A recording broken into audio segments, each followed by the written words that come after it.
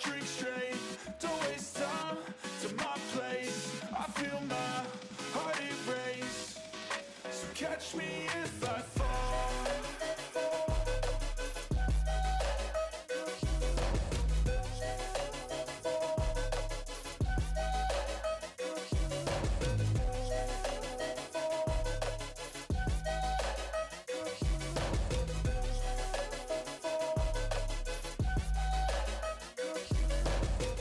I'm falling fast, sitting here praying that this night's gonna last. You got it all on tap, I'm loving your vibe, always have your back. We like all the same tracks, listen all night in the sheets all black. Said I'm falling fast, don't remember life before you, that's facts. I feel good, you look great, I like you, I can't wait. A first time, a first date, you're so fine, I'm so late. You sip wine, I drink straight, don't waste time to my place. I feel my heart erase, so catch me if I fall.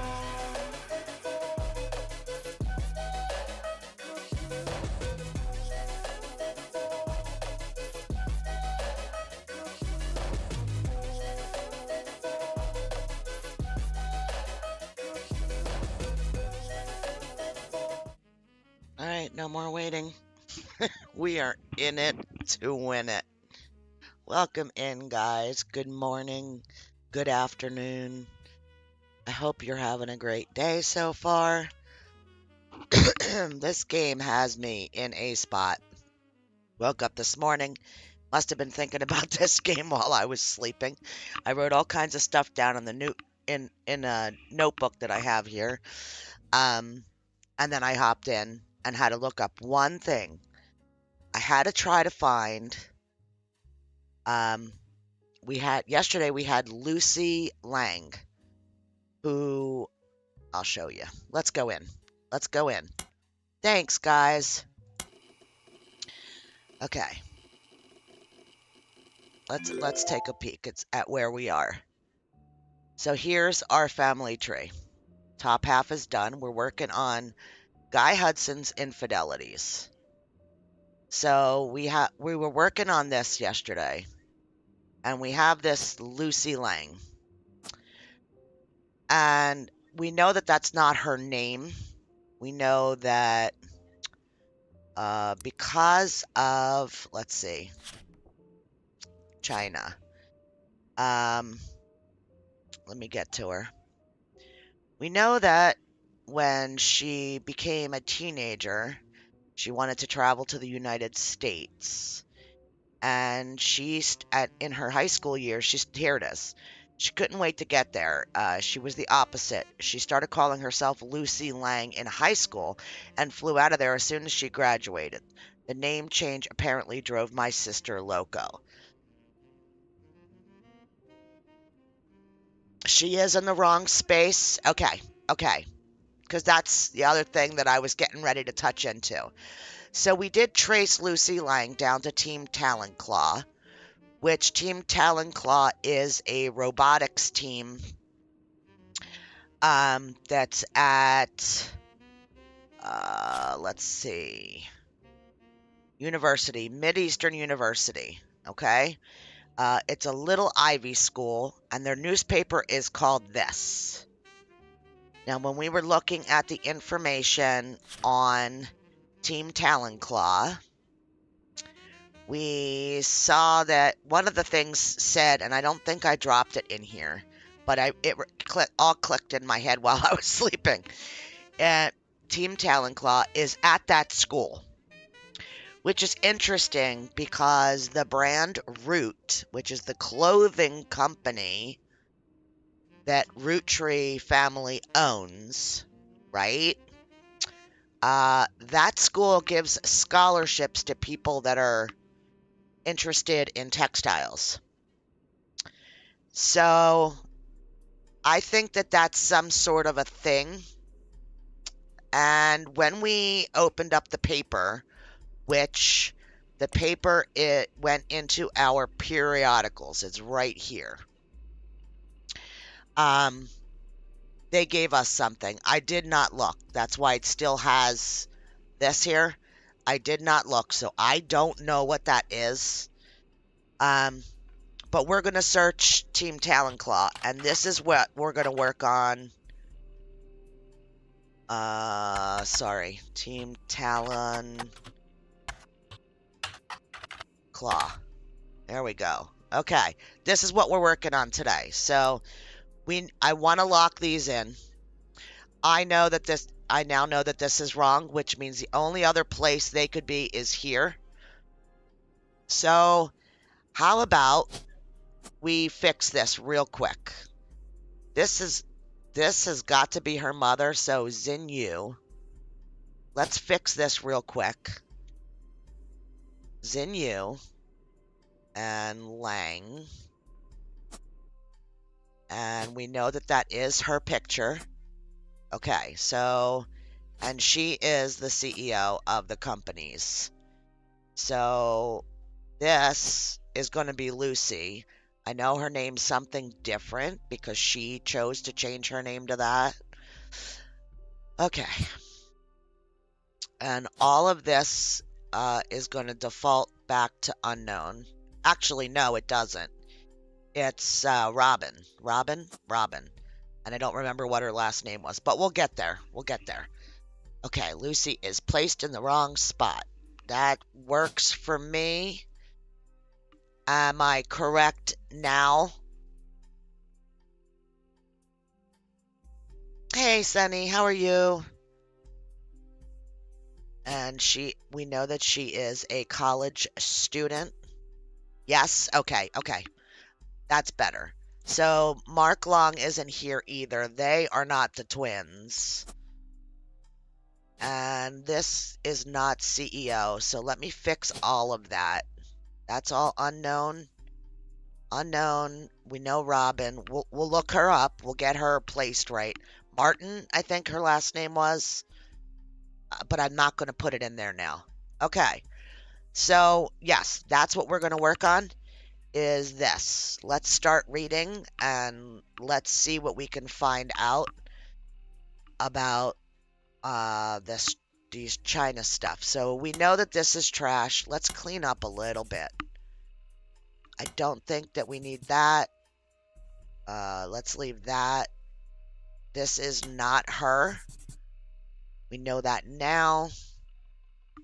Okay, this stuff stays. Okay, here we go. The Herald has a story about their school's robotics team, Team Talonclaw. It lists 3 student members and talks a bit about each of their history, including their interest in robotics. Only one that catches your attention is Lucy Lang. She grew up in China as, there we are, Min Lang. We actually need all of that. Okay. But came to the U.S. specifically to attend university. I wonder if she got one of those scholarships from Root. She says she grew up around factory-scale machines that assembled products that would be shipped all over the world. Yep. The moving parts and automation fascinated her. However, as she has progressed through her major, she has become obsessed with smaller, more powerful hydraulics, such as the mechanism that closes Talonclaw's weapon. In addition to robotics, she loves linguistics. One of her hobbies since coming to the States has been collecting accents. In her spare time, she practices not only removing any trace of her native inflection, but also quickly switching between multiple different regional accents. Hey, John. She feels her personal best is the Southern Belle, but her favorite is the Valley Girl due to its use in popular culture. The article has a picture. It's now in your evidence. Okay. Let's go see. What do we have? There she is. Okay. Let's do it.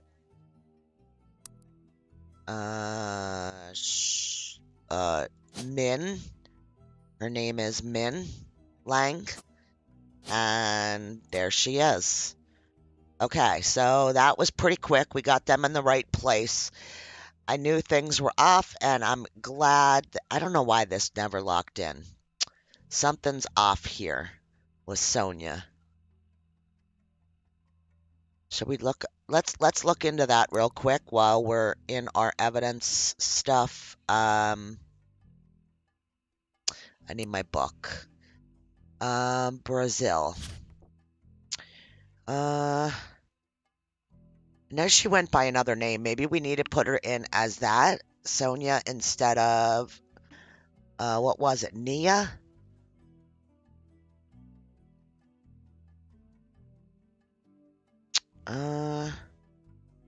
Mother's name Sonia. Ashley York. I don't think we ever looked her up, but we have everything else locked in. We're just working on Sonia. Oh, here we go. Portuguese for not relevant results. It seems she's a fairly common name. All right, well, let's look her up here.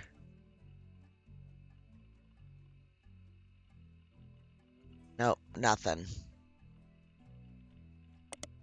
Hmm.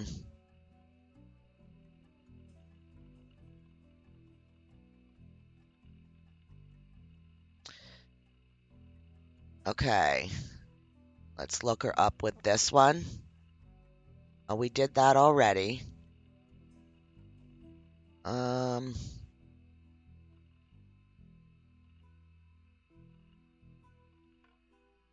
Significant inheritance. Unmarried.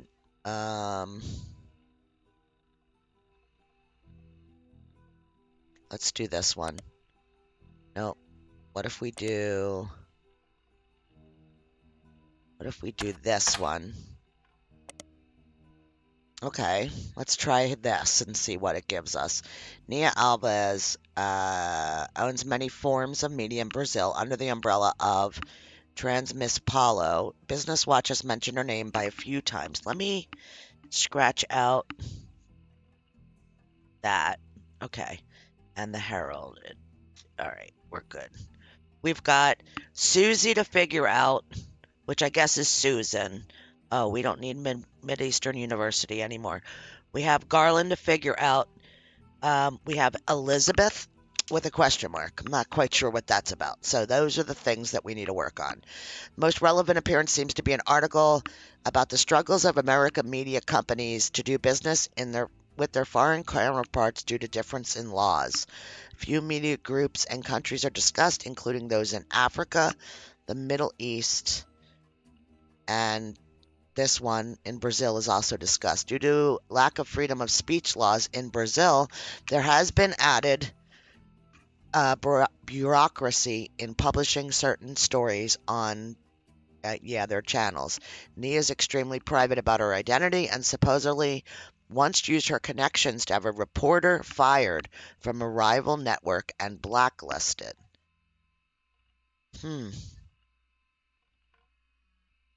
That might be important. The journalist claimed that this was to shut down a story he was doing about her personal life, including that her marriage in 1973 was not of her own choice. His research claimed that she essentially had her husband forced upon her as a child bride at the age of 15. Child brides were not outlawed in Brazil until 1990.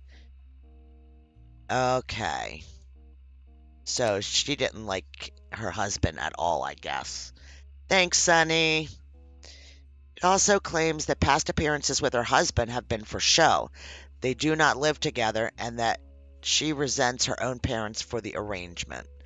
The final claim was that she must have made her money under the table through nefarious and possible illegal means during Brazil's dictatorship, as his research uncovered that she could not possibly have earned enough to start a media company otherwise. After making this statement, the reporter went into hiding for fear of his safety. Okay. So that explains this. Her name is not that. So she doesn't like going by that. That's why it's this.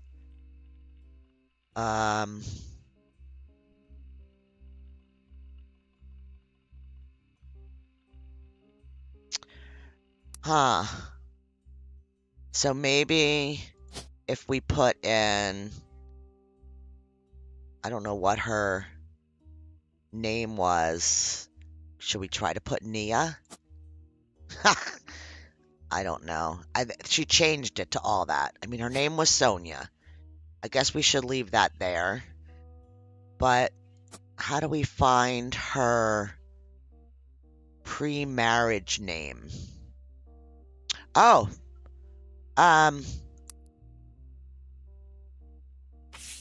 do we have a Sonia here? Here maybe? Do we have a Sonia? I mean, she wouldn't have been on his books, but maybe anything with Sonia. No, I don't think so.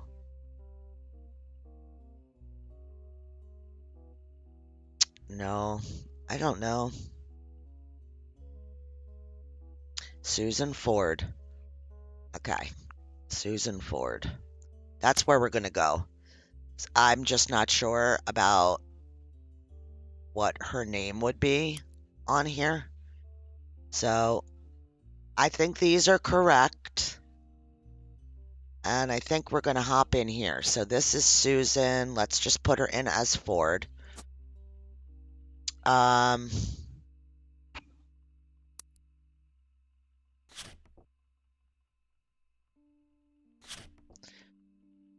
Was she in here?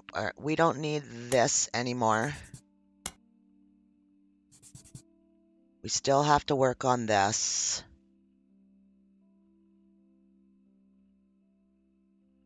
This is all part of that. That's the lady that wrote the book. This is all the school for the deaf. Okay, this is the Ford stuff.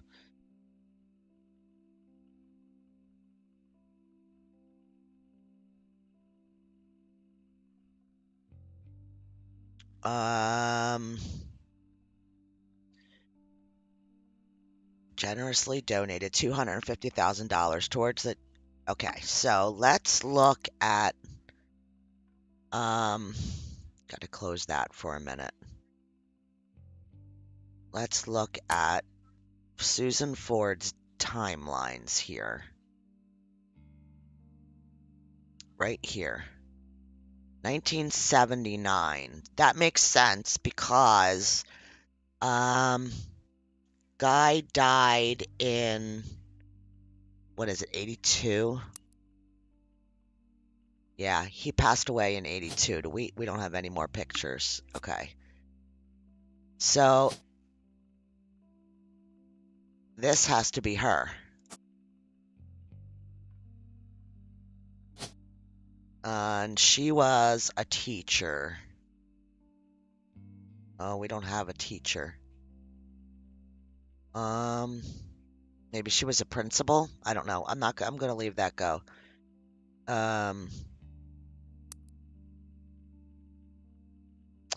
Interpreter.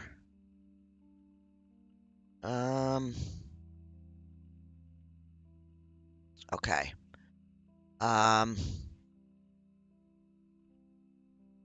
This is all mixed up. This is done. Oh no, it's not. Hang on. It's not done.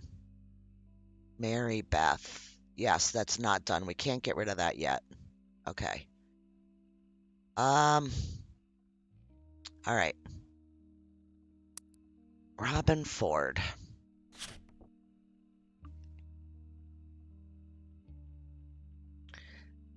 Brian Jones is done.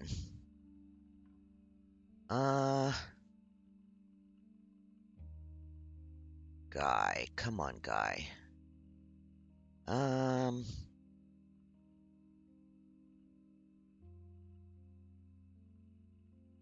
Spiricola, Thomas Overwood. We did all this. Cicely Sanchez, Changed Man. You have anything in here that is still, it's not locked in, so it's still here, but, and none of this relates to what we're doing now. So it's got to just be this tab. Hey, Teflon. Welcome in.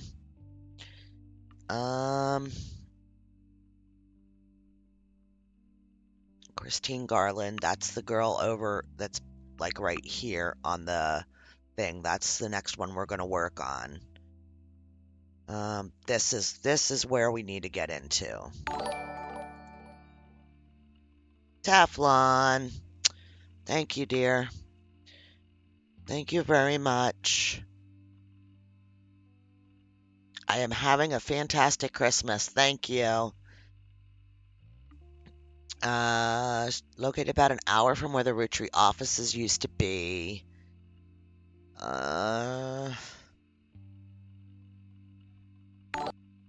She was the principal. It's fluent in 5 languages. Okay, so she is principal. There we go. Okay. Let's go back here. Working at the school for 15 years. She's not deaf. All right, so let's move on and keep searching.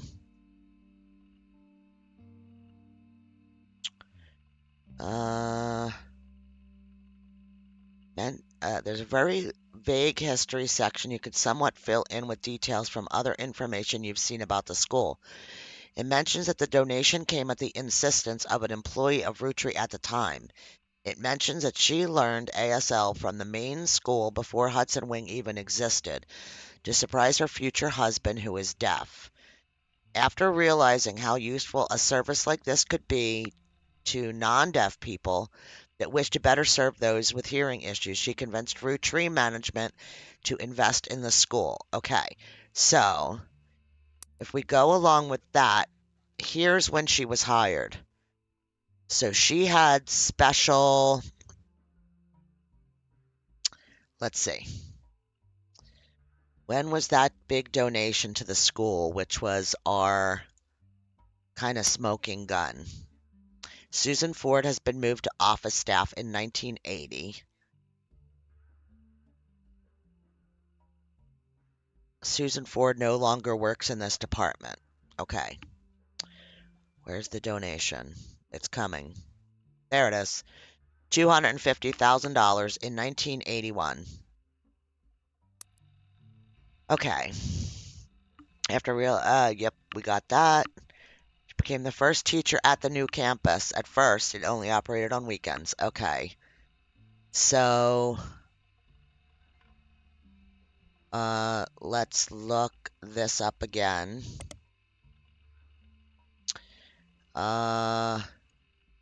Better represent. It's the same thing. What else? Could we look it up here?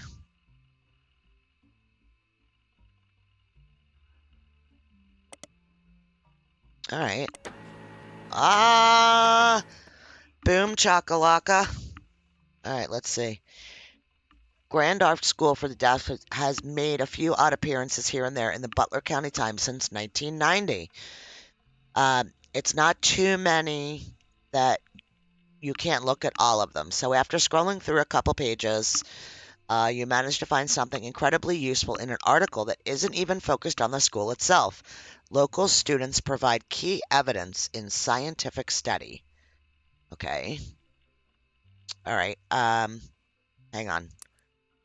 I want to make sure. Let's do this. Because everything else is jumbled up and I get jumbled up trying to go through it. So let's do this. That and at this school. Okay. The article from March of 1999 mentions that the Ford sisters, who attend public school in Butler County, are one of only a handful of identical twins in the world who suffer from 2 different genetic issues. There we go. One of them has asthma. The other has a deadly allergy to peanuts.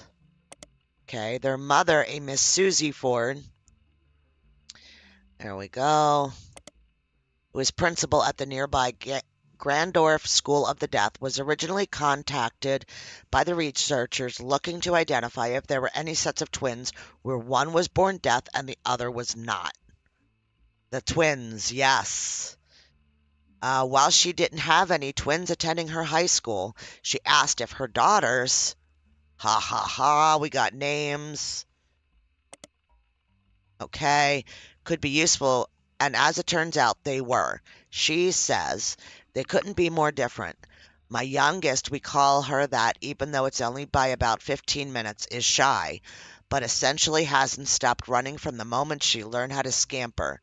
Asthma has kept her sister off the soccer field, but she's the definition of extrovert and is even. Okay, hang on. This one. All of this, because that's going to put them in the right spots in the tree. Thank you. Enjoy your golf. Real golf or game golf?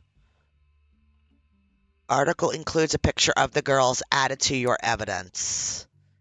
Okay. There we go. This photo accompanied by an article about a scientific study in the Butler County Times. The Ford twins were used as part of a nationwide study. Yep, the twin on the left is holding an inhaler. Okay, so peanut allergy, asthma. Okay.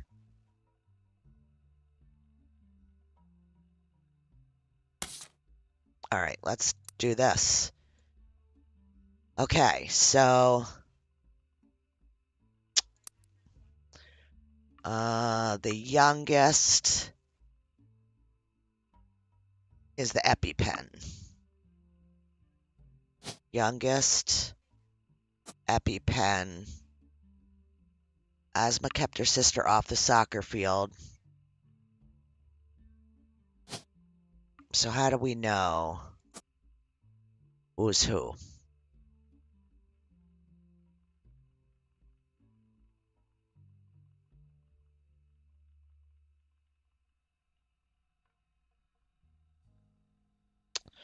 All right, let's go back into that and take a look. It couldn't be more different. My youngest, we all call her. All right, well, we have to get deeper into this, I think. The local production of Is There Life After High School is a musical, quite obscure, only appearing on Broadway for 17 performances after a preview period. Nowadays, it's mostly performed by smaller theater troupes, including high school drama clubs. If you couldn't tell by now, a game designer by the name of Jeremy Johnston was in musical theater for all 4 years of high school. There's one song from it that has somewhat surpassed the popularity of the rest of the musical, called The Kid Inside. If you'd like to listen to it, I recommend Barry Manilow's version. Oh, that's funny. Okay, if you've heard the song before, it's likely that covered. Let's just take a look. Nope, nothing. Okay. Who's Barry Manilow? Do we know? Nothing. There's nothing on him at all. Hey, Looney. Okay. The entire musical deals entirely with the traumas and nostalgia that society collectively shares about their formative years, which feels appropriately thematic for this game. I've always thought of it as somewhat ironic that they have high school theater clubs perform it, though. Always the keyword in that Butler County Times article was local. Okay, so we're going to search for this in the periodicals. I mean, that's what it's telling me. Here we go. Heather Ford. So she's the one that's outgoing. She's youngest. Okay. Heather's the youngest. Heather? All right, go. Come on. Let's lock this in. Heather.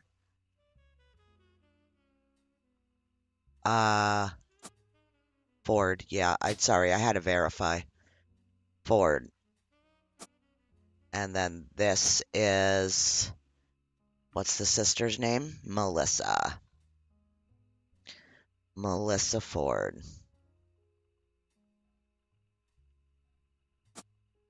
All right. So who was Robin's husband?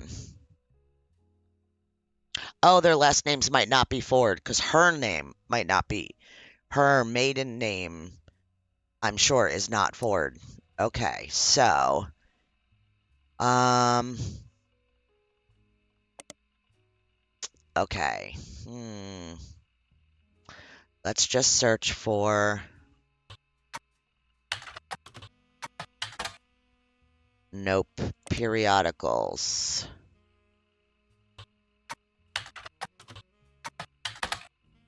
Nothing. Let's search all. Nothing. Which is interesting since she was from this school. All right, how are we going to get this? Um,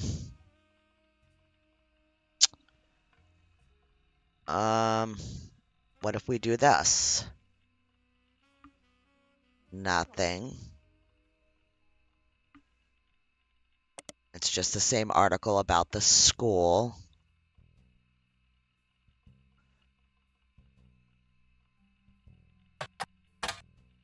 Nope, nothing.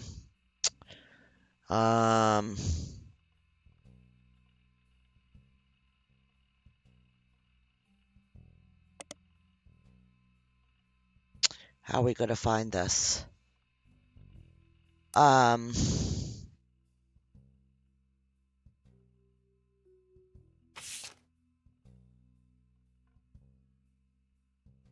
Susan Ford.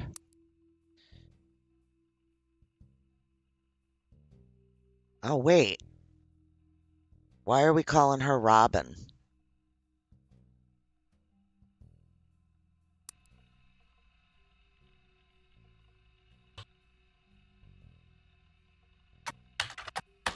Why are we interchanging them?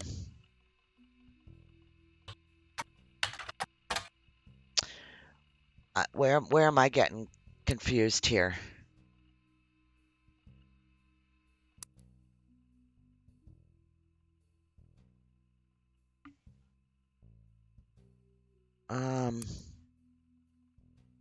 Susan worked in the office.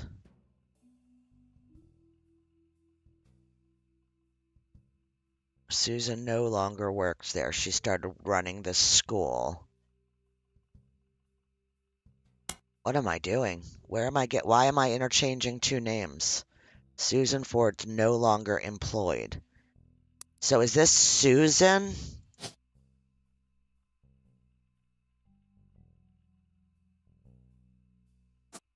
It is. Why was I getting Robin? That's weird. Okay. So we got Jinyu Lang. We got her daughter Min Lang. We got Susan Ford. We did not get her kids. And then we finally locked in the baby. And we got no optionals.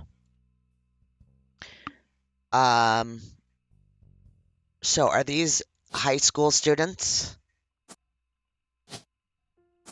Not college students. Yeah, I had them in as college students. That was my problem.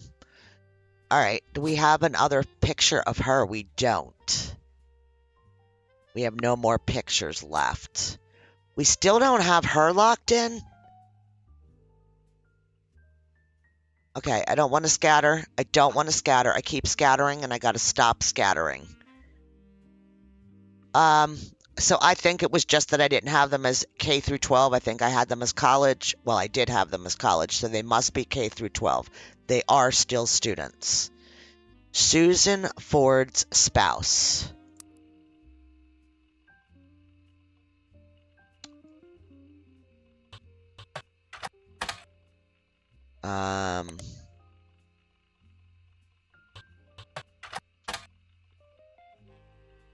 Okay. We got to just go back into the school. Okay, and I want this one. Same article.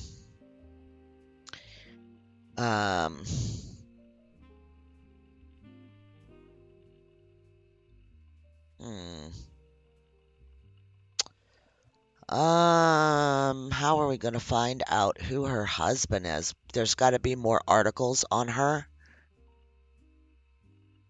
Maybe we can... Nope. Let's do this.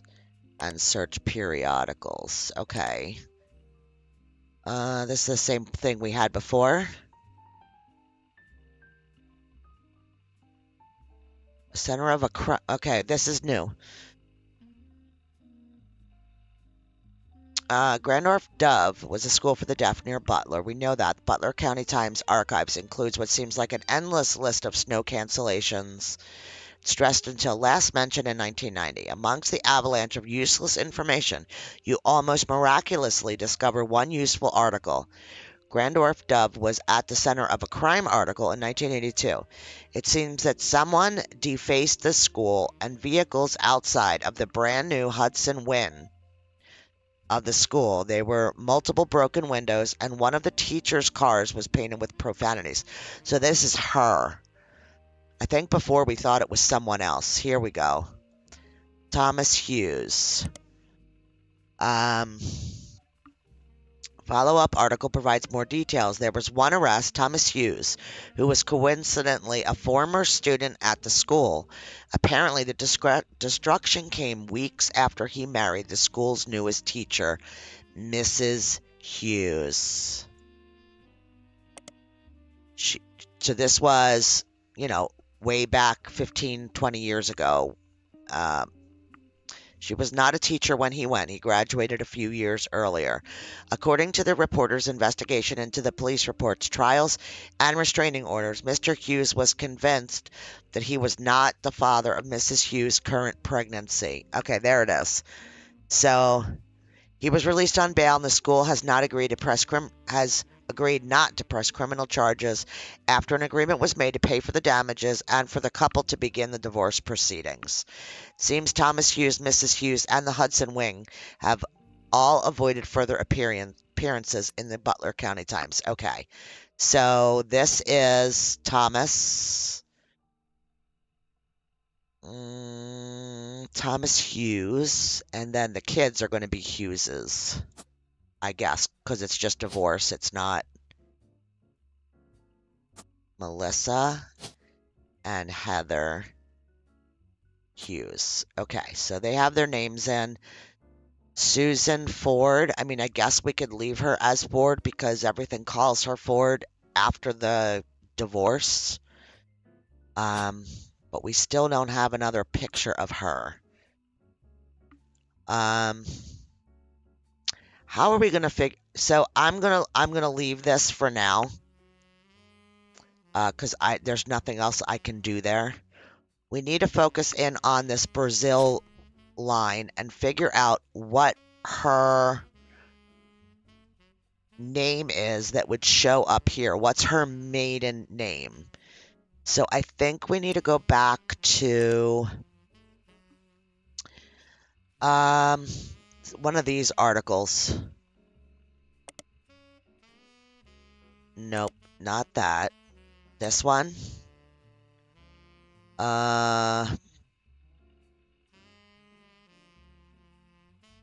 Let's see. I'm just skimming because we've read all this. I don't want to read it all again. Let's see. Can we go even further back?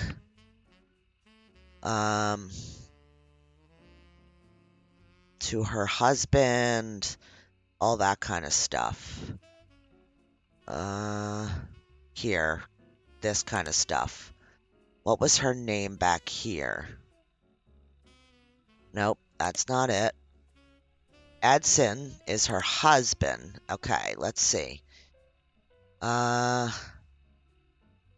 We have anything in here that would help us? Former mayor of Avagos, Brazil.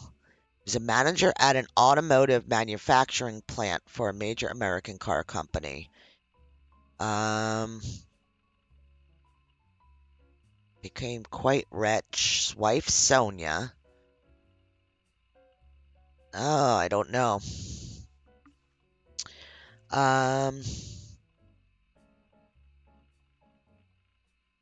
Can we do a search on that? That's just the Jeremy Johnson. Little perk. Inspirations. Nope, that's more stuff. Um,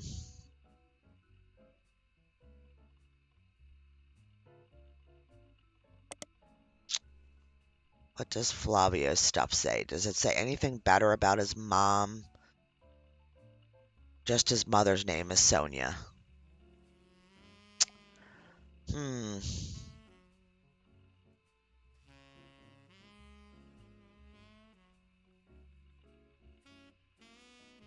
I don't. Let's do this one. We never did this. Maybe. Ads for perfume. She's been the subject of controversy, having been protested by PETA for wearing fur on the cover of some magazines. She's dating Flavio. Okay. Maybe we could search her here. Yeah, we did this already. His mother's party.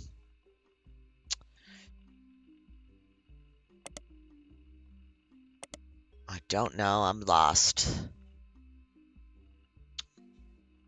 Anybody have any ideas?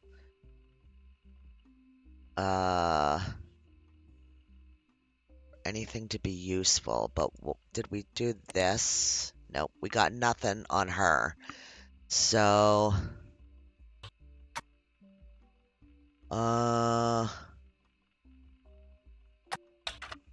Sonia, what was their last name? Brain farts are real. Suarez. Nope. Maybe we could look up Flavio again.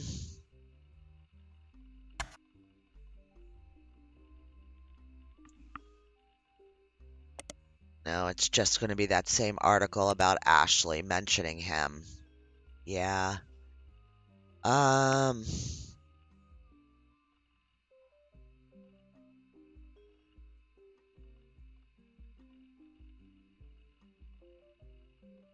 None of them were anywhere near any of that.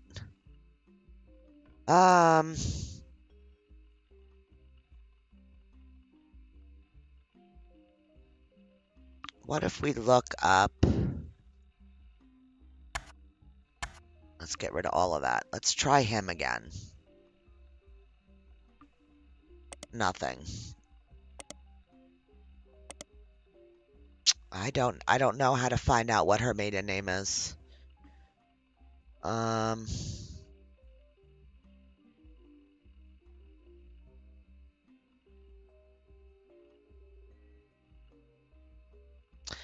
did we search this? We were looking for something, and I don't think we ever found it. I think we did it to get into all this. Yeah, that was the beginning stuff that we thought that we lost. Edson, Telered, this, and then we go on to Australia. I don't know. I don't know how to find that. Okay, so I think we'll leave that for now. Let's take a look at what we need to work on. So I think these guys are locked in, except for this picture. I think these are locked in. Honestly, we don't have any more pictures, so her, we're trying. I haven't found it yet, so I don't know. He's locked in. Her husband's locked in, but Sonia is not. And Sonia is not on the company records anywhere. We don't find a Sonia anywhere.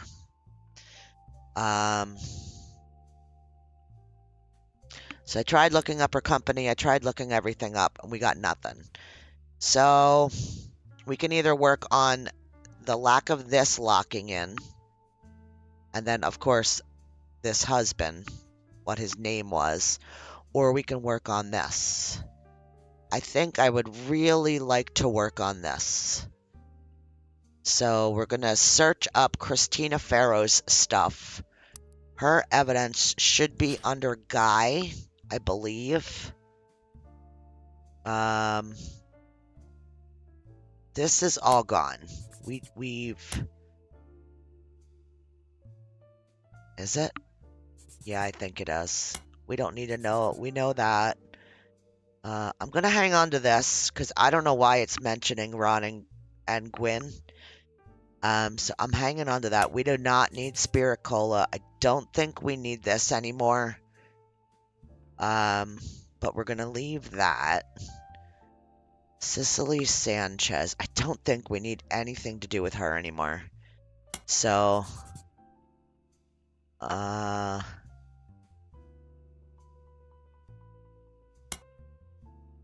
I mean, we know all of this about Guy. Did we ever search this book? I don't think we did. No. Did we search it in Spider Search? There's nothing. Wonder what Changed Man was. That was that, the person that was interviewed in that magazine. That's what she mentioned. She was just coming off Changed Man. So what was Changed Man?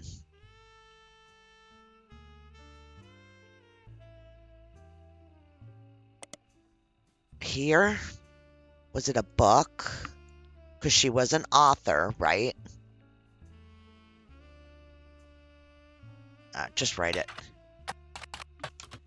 Oops. And it was Cicely...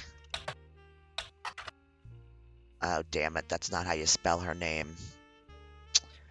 There it is. S-I-S-E.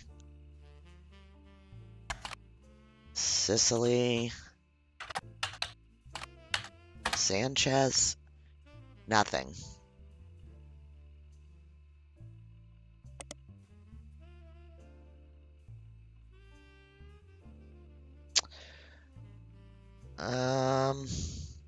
Piketty, Guy Hudson. Yeah. We have that in our evidence. I guess we could take a look at it. Is there anything in here?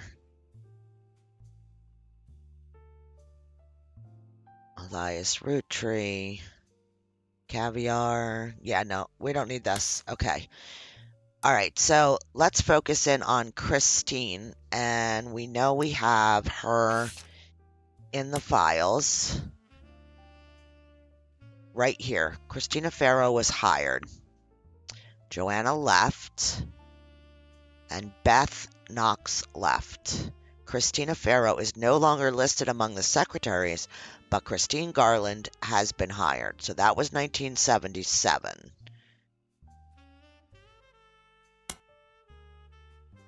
Yep, we'll put it right here. That's fine by me. All right, and Beth Knox. This is getting me, and I don't know why. This stands out to me more than like John Miller or Gwyneth Madison. Like, this stands out to me.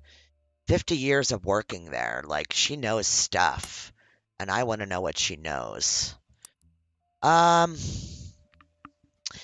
Hudson replaces. We've got an Elizabeth Cravensworth in 79. Can we just search this real quick? Because we are looking for an Elizabeth. Nothing. Okay. Okay. I mean, okay. Albert Cross and Fred Cross are no longer employed. Christine Garland stops working for Roottrees in 78. Now. Okay. Okay. Now this is the whole,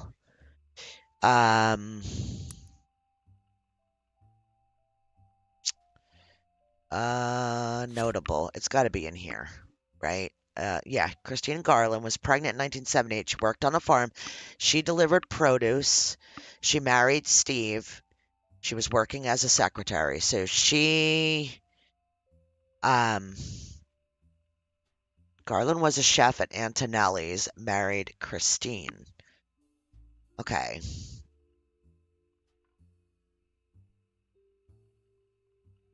And then why did we go into this?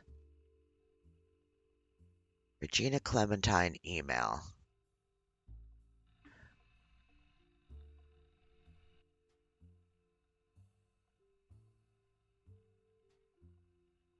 Okay. Yeah, we don't need that.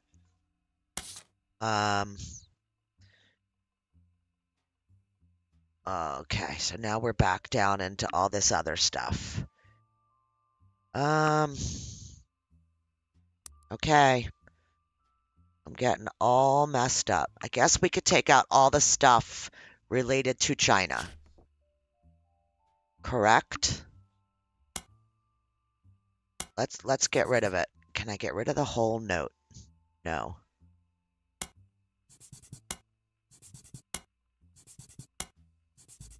Goodbye, everything.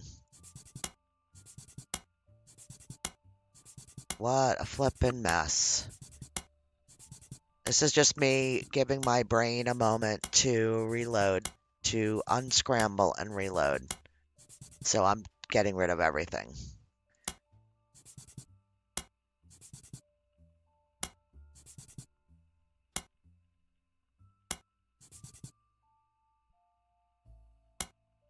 That's this. Yeah, these things are all done. Goodbye. Goodbye. Oh, I could have deleted the whole page right here.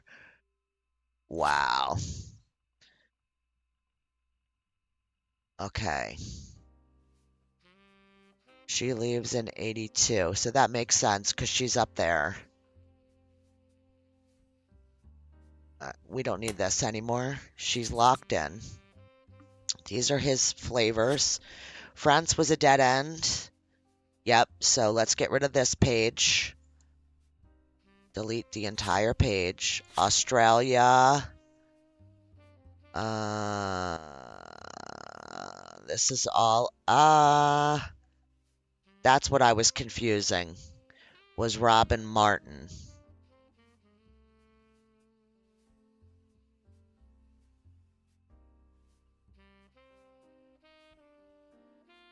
Yeah, she's a dead end, but I'm gonna leave her there with Australia just because we're gonna leave all of this Brazil stuff here and Guy.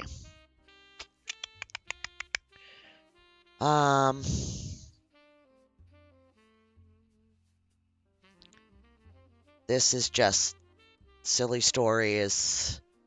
Elias, Roottree. Susie something into the bathroom to proposition me. Poor girl. I remembered her from our trip overseas. Yeah. So, okay, this is done. This we no longer want here. That's why I was confusing the Robin. That makes sense to me now.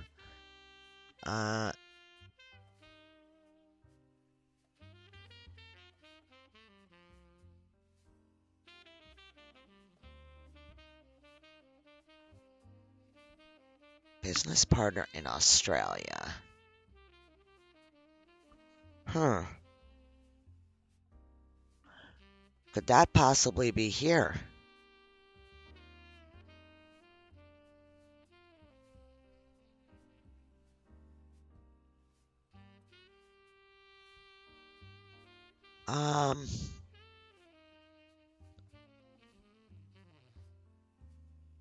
I'm not sure. What's this? Oh, we got something. So that's underneath of this book.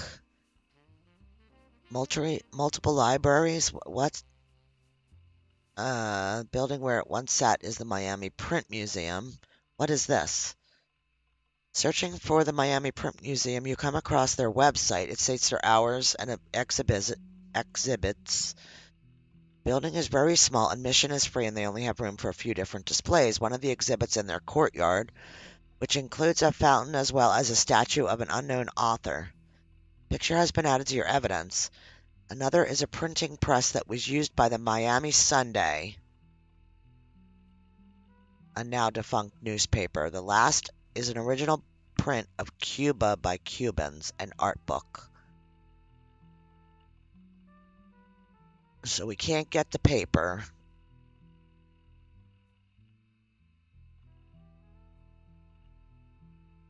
I didn't. Why would I wait? Why would, according to the website for the library system in Miami, the building where it once sat is now the okay, that's why I searched for the Miami Print Museum. Okay, I mean, I guess I'll just drop that in there. I don't know what I got and what this is from. It's about something about Bess Williams, who's the writer of this book. So let's go take a look. Oh, it's right here. Hang on. The statue in front of the Miami Print Museum, formerly the Bocadoro Library north of Miami, sits in the courtyard. According to their site, is said to be of an unknown author.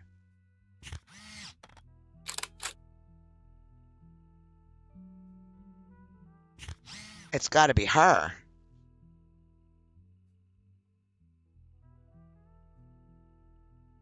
Wait, I'm so confused at this present moment. She's on our tree. She's got to be here. This is her. It's got to be. Because it's not Beth. It's Bess. It's Bess. And her last name is Williams. And she was an author. And this... Wow. Wow. I just fell into that.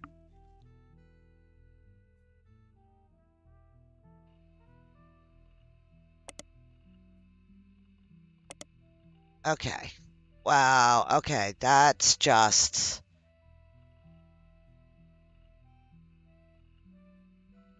Oh, come on. Why can't I cut and paste it? I know we've done all this before, but I'm doing it again.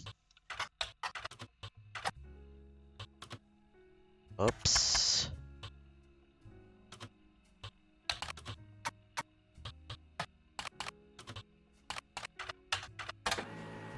Ah, reprinting of an old book about Elias Roottrees. It's blatant corporate propaganda. Yeah, that's her. It's Bess. But didn't they say Beth? And everybody said Elizabeth? Hey, Lenora.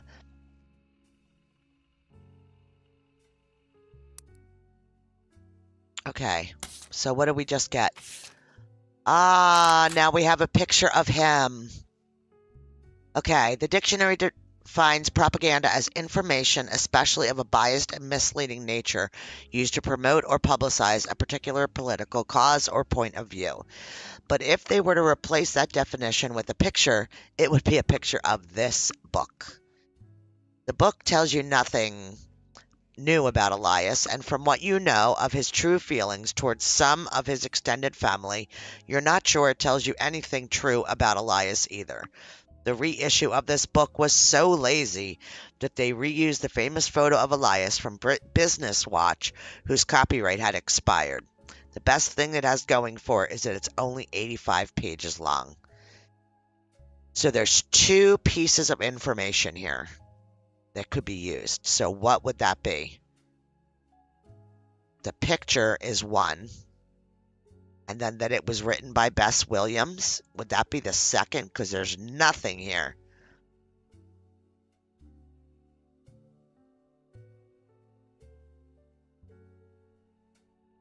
Okay. So, well, first president. So that's that. Now, who was their child? Here we go. So,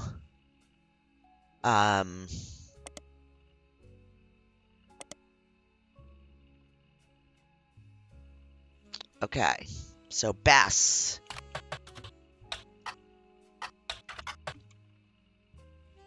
Okay, we've done this. Show the older version. She was born in the 1800s. She lived just outside Miami and died tragically young in a major hurricane that struck the area in 1926. Information about her or her book seem to have faded over time due to lack of interest. Sorry, bear with me. I got to get back to that page. There we go. Nope, not that one. This one. Okay. Bess has a minor history with the Roottrees. Her only notable book, Family Man, is widely considered blatant propaganda. Oh, we've done this. This is where we got the library piece from. Okay.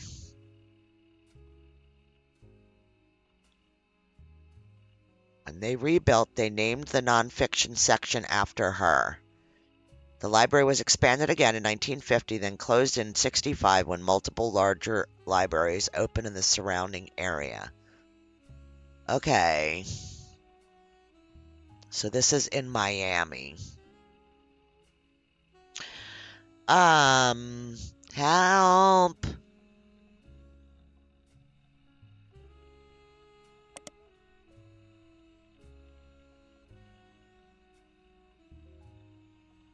Oh, haha. Yeah, we saw this.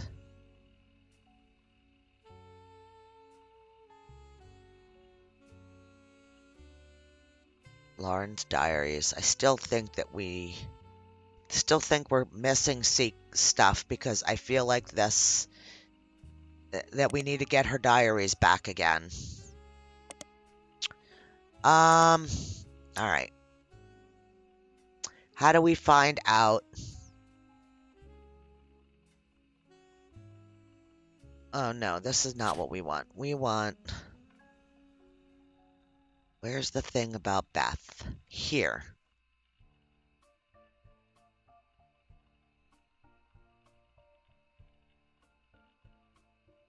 I'm going to get rid of this. And I'm going to do...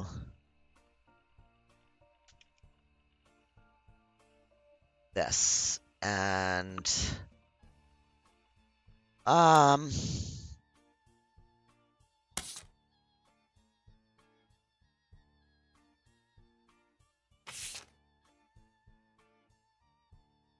Miami Print Museum. This library. North of Miami. And I want to search for this.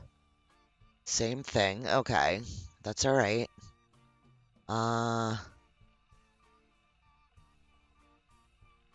What if we do this? Nothing. Darn it. Come on.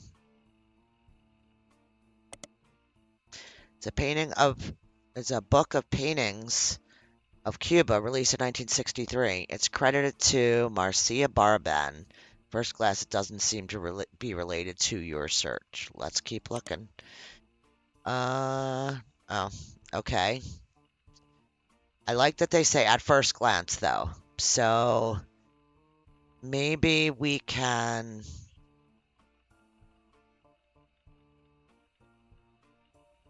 search here. No, nothing.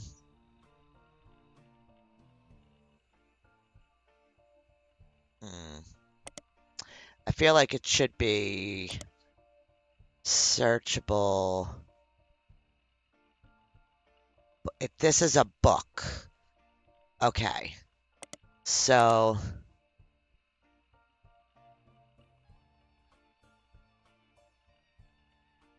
Ah!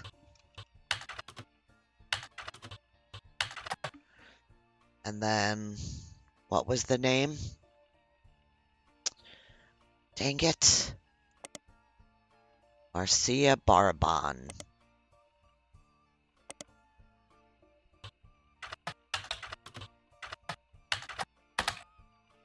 Okay. Second glance, it still doesn't seem related to your search in any way. Ha ha ha. Oh, that's great. Okay, so... Alright, that's a dead end. Back to here.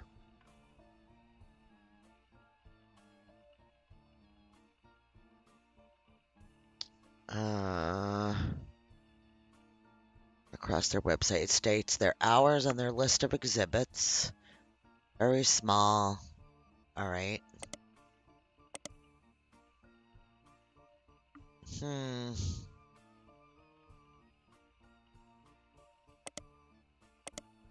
It's the same, yeah, just is constantly the same thing. Can we get anything else from this? Nothing.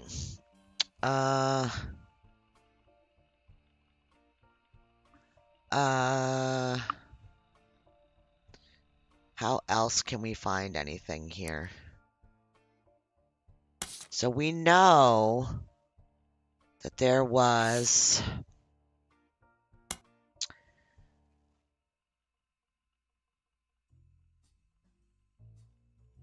Oh! Knox!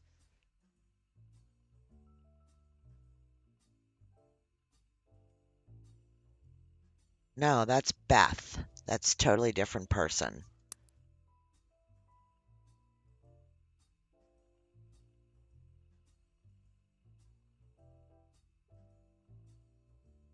Oh, Lord. Okay.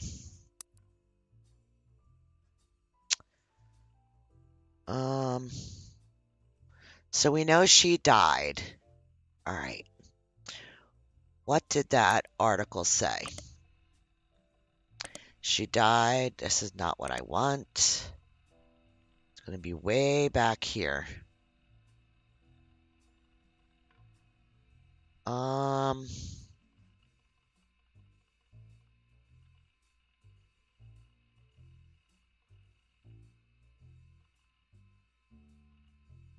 Where is it?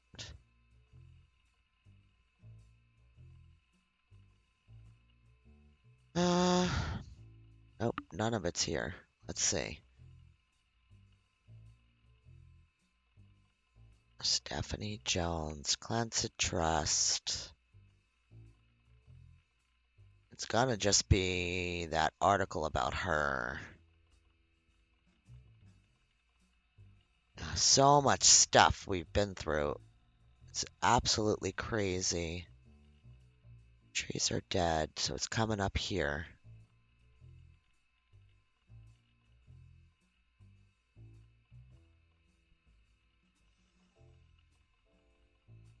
Wow.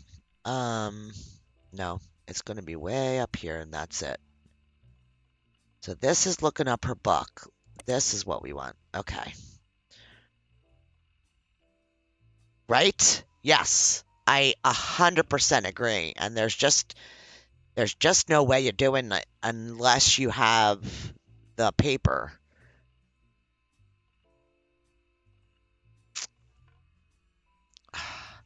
See, like, I feel like this little bit right here just makes me feel like I'm missing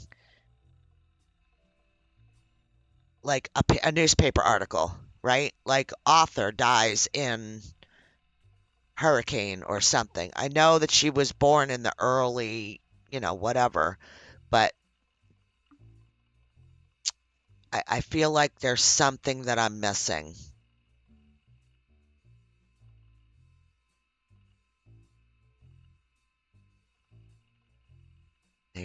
They named the nonfiction section after her. How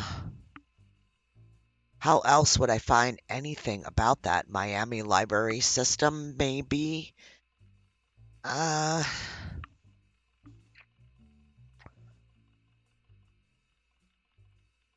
we can't really generally search like that. 1926 hurricane.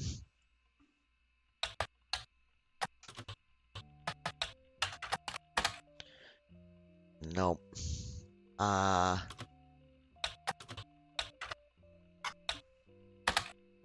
Nope.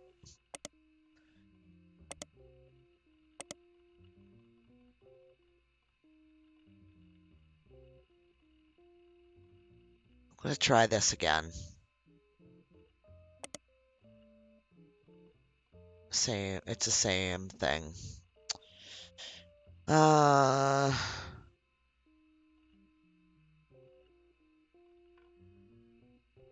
What if I do look this up? Even though it's defunct. It merged with another periodical and became the Miami Mercury Sunday. We might be on it. It was a newspaper that only lasted a year from 1949 to 1950. You find a small website about a quirky printing history facts that mentions that the Miami Mercury Sunday was the outcome of merging two smaller failing newspapers. This resulted in one larger failing newspaper, which was only notable to the author because by combining the names the way they did, it was tied for the longest title for an American newspaper at the time, with the newspaper in Jefferson, Texas.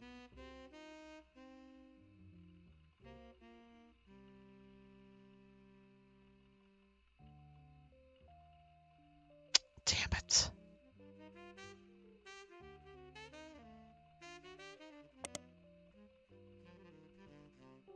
Okay, so what if we search periodicals? Nothing. What if we take the Sunday off? No. Damn, I thought I was on it.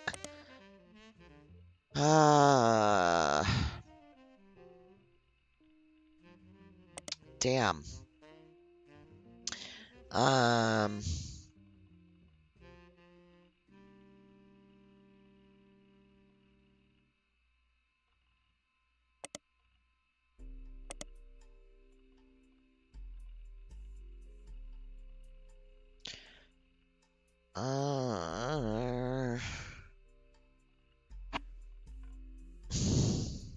How are we going to find out anything about her?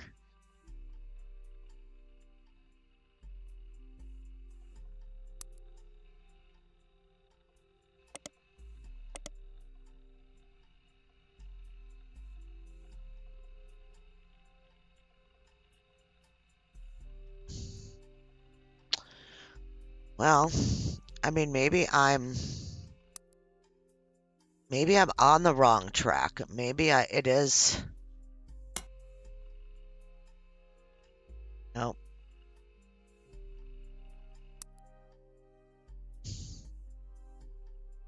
Info on Jefferson, Texas. It had to do with this.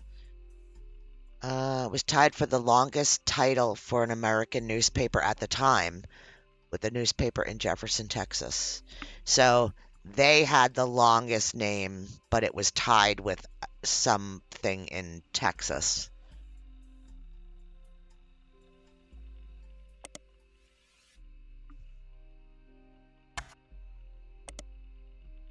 Nah.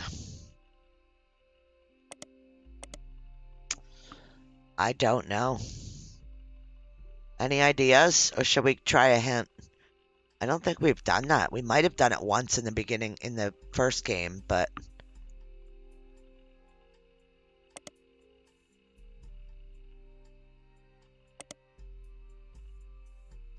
I don't know how to find Bess Williams' family, or... Was she... So she never married.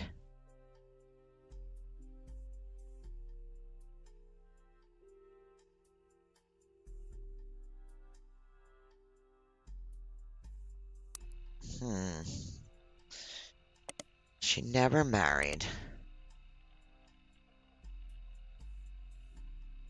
I wish we could... Can we... The only thing that thing was good for that printed off... Where is it? Oh, here. We don't have any other pages. Miami Hurricane 1926. Yeah. Yeah. I mean, we could type in lots of stuff, but it doesn't do it like it does if you cut it from here and then drop it in. Like we cut it from there, we usually get something. But if yeah, it doesn't really work like internet search, but Miami hurricane. Oops. And it was what, 1926? Yeah.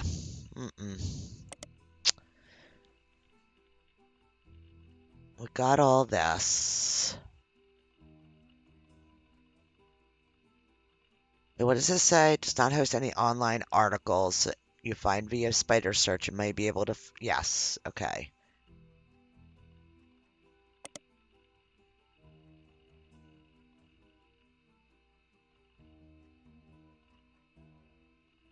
God, I just feel like we've done all this a million times.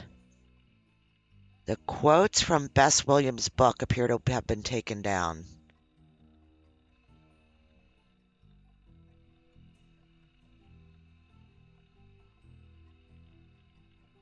Why would quotes from her book be taken down?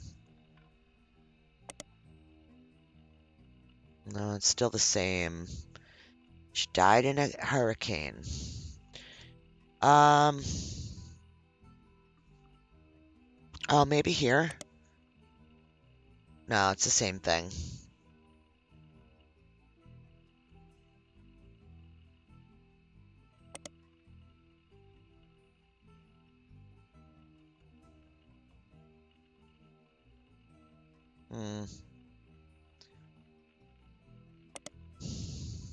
Nothing.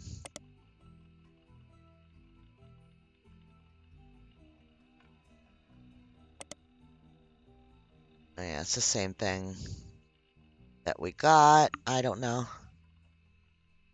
Left of Coxville. All right, I don't know. I'm gonna hit the duck. No time like the present. And a lot of important information in your last investigation. Yeah. Okay, I know that. In your evidence goes in reminders in your evidence goes over the most important people and events from the last investigation.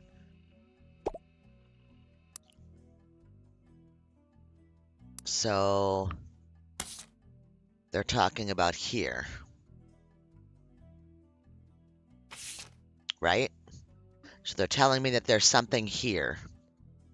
Reminder of some of the most notable beats of your initial dive into the family. Okay. Hi. How you doing today? We got all this. 5 presidents of the Roottree Company. We know that any of the younger Roottrees, rabbit hole, conspiracy site. And who knows? Who knows? November was difficult to place. Ronald, we didn't have a hard time at all with that one. Robbie embezzled money and fled to Paris. Ron unsuccessfully tried to take him out of the trust. Sam and her father were cryptically mentioned in a book about historical letters. There are also a few dead ends and red herrings. Family Man, a book about Elias Roottree, turned out to be propaganda, not useful. Lauren's other books were not very useful on their own, though could lead to other information. All right, so is that what we're missing? Is this here? Is that stopping us from getting something? Why would it say that? Could lead to other useful information if it wasn't. All right. Let's see. Here we go. What was Lauren? Was she a Roottree? Am I going all the way back up here again? Yes.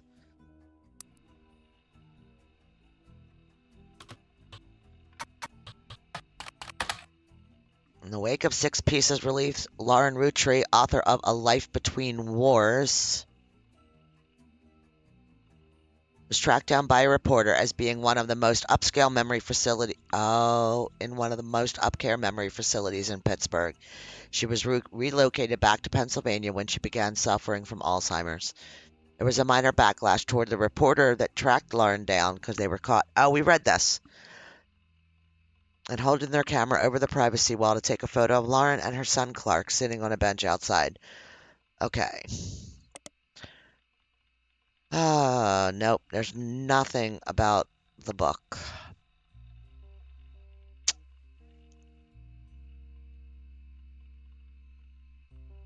There's nothing about the book. Maybe if we...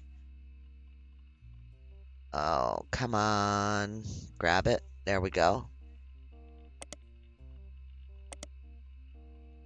Yeah, it's an old article. Nothing's been updated. But what if we do it here?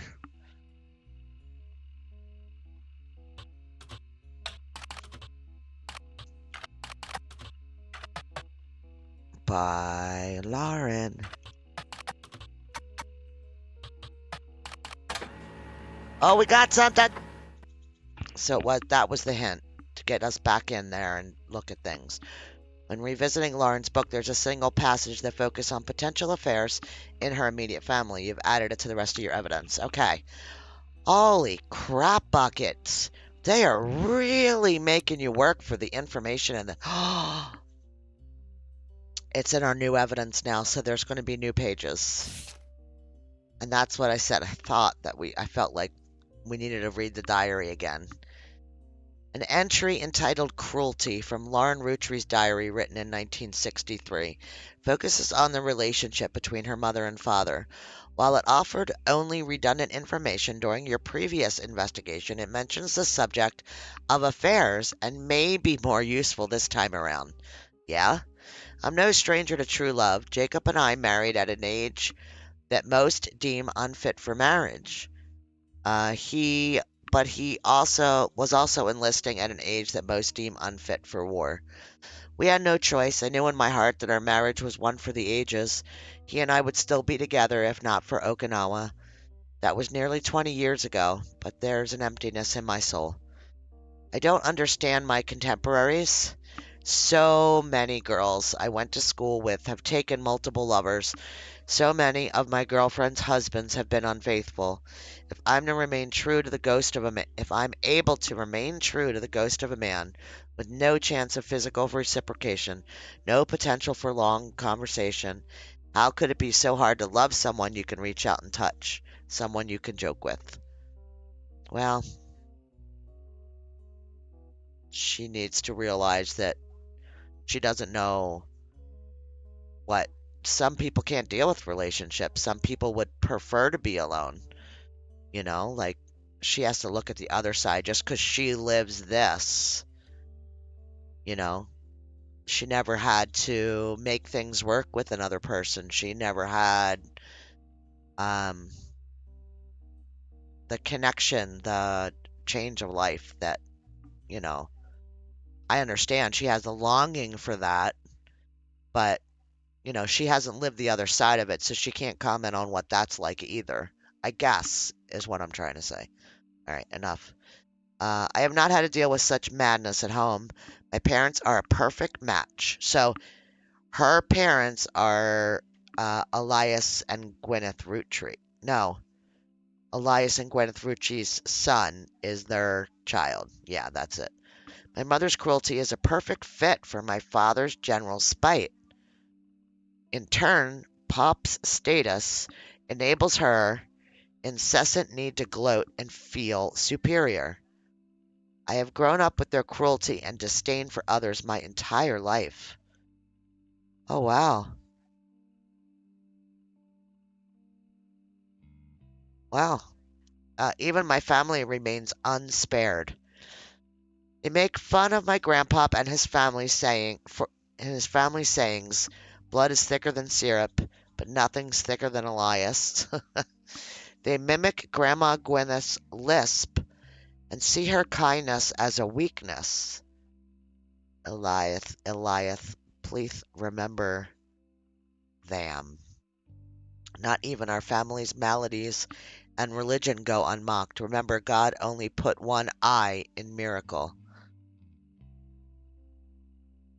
Okay.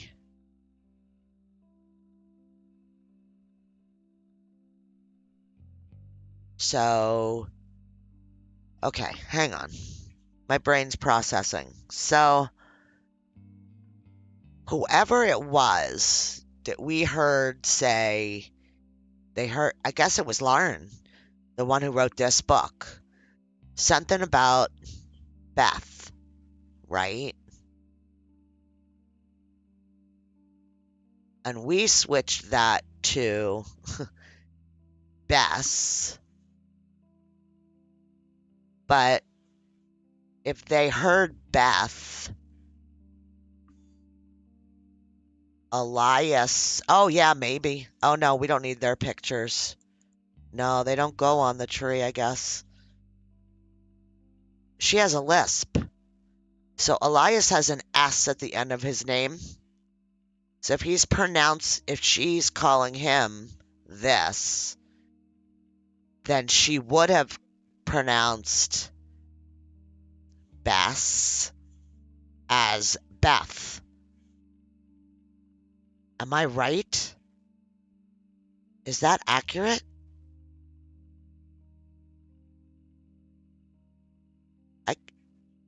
Yeah, because they heard Beth,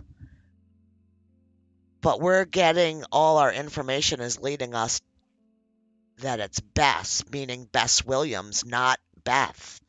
Right. I can say without a doubt in my mind that my parents have never had eyes for anyone outside their marriage. They're too self-centered to look astray. So when she's talking about her parents, this is Lauren. So her parents are here.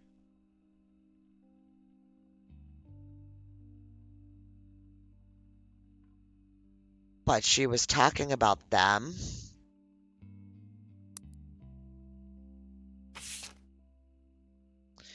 Yeah, they make fun of my grandpop and his family for their sayings.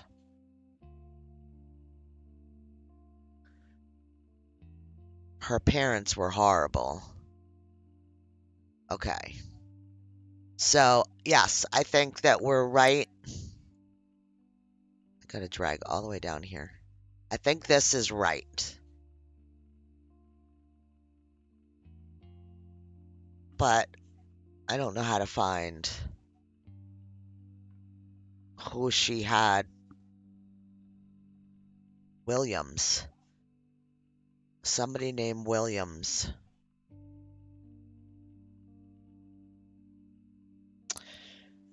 We don't have anything. I don't think we have anything that has anything to do with Williams. Nope, this is Clementine stuff. Yeah, Mary Beth.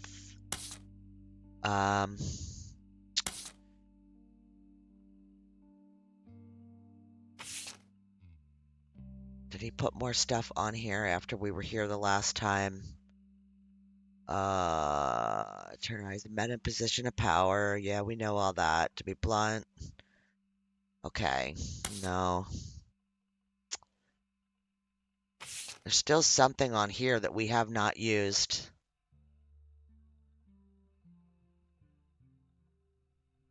I'm not trying to be all over the place. I'm just trying to find something that relates to Bess so we can try to work on figuring out her tree.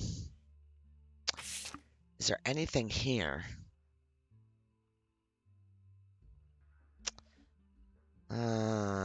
This is all about Guy.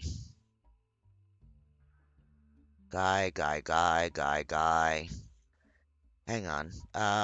Sam always got the impression that Gwyneth was able to coerce Elijah into allowing Sam back, which meant that Elias and Gwyneth were known to loudly argue sometimes, but this is where it was.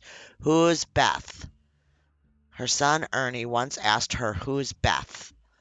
because he overheard them yelling about someone with that name. As far as Sam knows, Elias, here we go, once had a secretary named Elizabeth, a different Elizabeth than the supervisor from the farm, but she never met her. Okay, so that sends us back to this. So where I thought I'm locking in frickin' Bess, here's Beth Knox. So are we looking? Am I wrong? Am I going? Do I have a red herring? I think I do. I think I have a red herring. Which one do I go with? We're going too far ahead. We need to be back here. This was the Beth that we thought initially. But we also have a Beth Knox.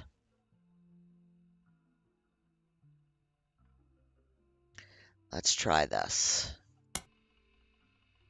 No. Let's try this. No. Elizabeth Farrow. That's her mom. Christine Farrow. Oh man, wouldn't that be weird if it was Beth Farrow? Wait, was that the name? Elizabeth Farrow was with him and had a kid. And that kid was actually her that had an affair with them because they didn't know. Please tell me no. But I would not put it past this family. Okay.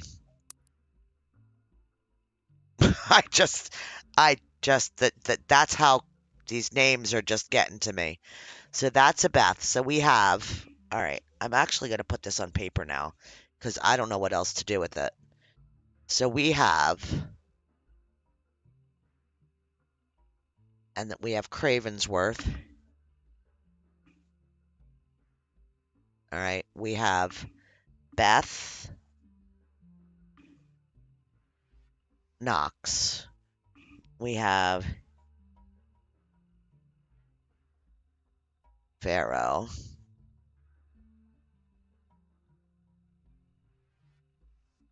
Sorry, I'm actually physically writing too. We have, I mean, it can't be too far forward. Like, even the fact that any of these people are employees, the only one that makes sense that it could be is this one. Because a 50-year and in 70s, for her to have had an affair with Elias, the great grandfather of everybody, it has to be her, Beth Knox.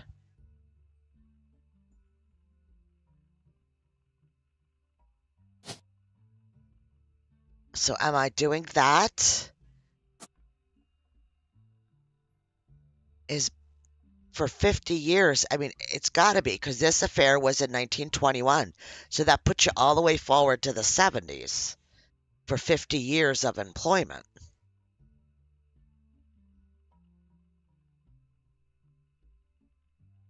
It's just got to be her. Unless this one, the one that wrote the book, is here. And Beth Knox is here. I'm going to try it. Bess Williams. Get this off of here.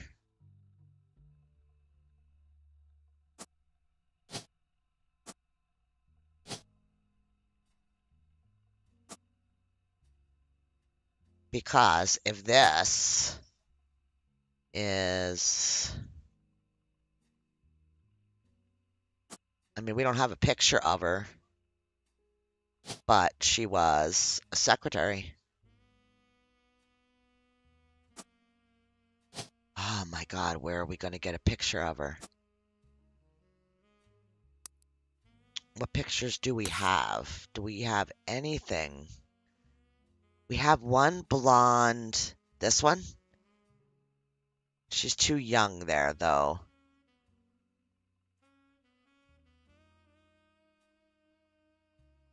I don't think so. I don't think that won't be right. No. Oh my lord.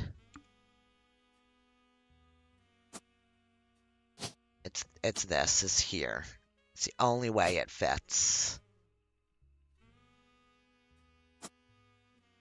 I just feel like I'm never locking anything in. Although I know it's a lot of things to lock in. I don't know. Yeah. I don't know how much more. Do we think that she was just her last known job was just housewife because she had a baby? She just took care of the baby. How are we gonna find out? All right, you know what? I'm gonna have a smoke break. We're an hour and a half in. I figure we have at least another hour that we're gonna play. Let's take a break. Um, I need to clear my brain. I need to blow out my brain. I need to go have. I'm gonna go have a cigarette. We're gonna come back in. I would really like to get my main. I ended up all the way over here. I don't want to be there. I want to be here. I want to finish this off. So we're gonna come back in and we're gonna focus solely right here and get this figured out. Um, okay. All right. I'll be right back. We'll leave you staring at the board. All right.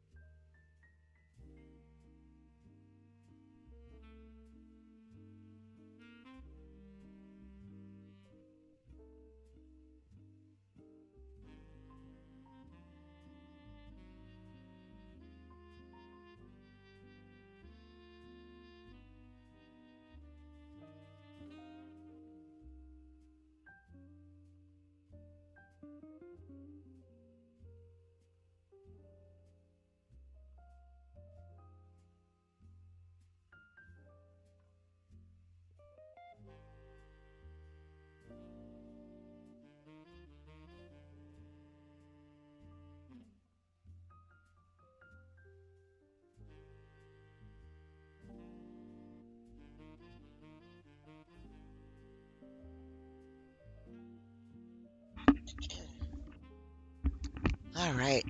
Hey, Mr. Marauder. Sorry, I had to take a break. My brain was inwardly exploding. Welcome in. Okay. Half a cigarette, couple drags in, I'm good. Um, okay, we are going to focus on this bit. So we know that she worked on a farm. He worked in a restaurant, right? Let's bring up our notebook on them. So here. Pregnant, worked on a farm, delivered produce. And we got that from the newspaper article here. Okay. So let's go back through this and let's do all the things. So I'm going to get... yeah. And I think I'm going to get rid of this. Out of there. Okay. Damn it. Okay, let's just do this. Instead of going through that page, let's make a new page about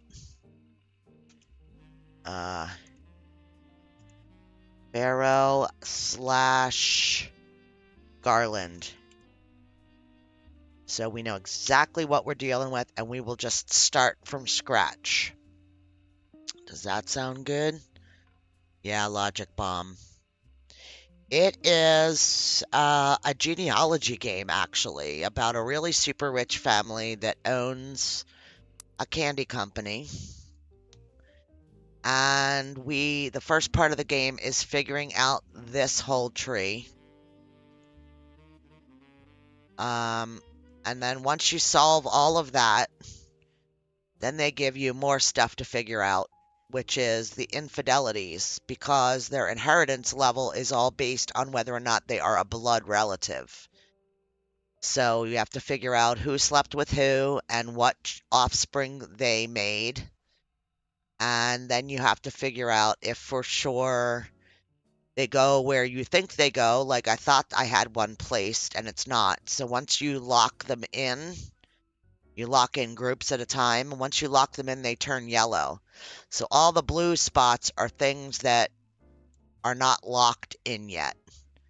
So they could be right, they could be wrong. We're not 100% sure. You have to do a bunch of them at a time to get them to lock in.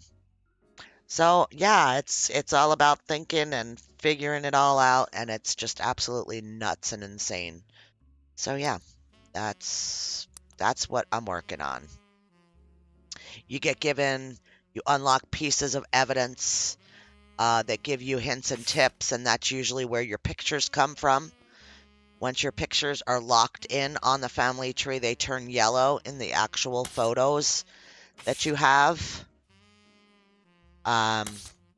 You get all kinds of notes and books and things to pull little bits and pieces out of that all have something to do with what you're working on, but you don't know until you place it what it actually has to deal with.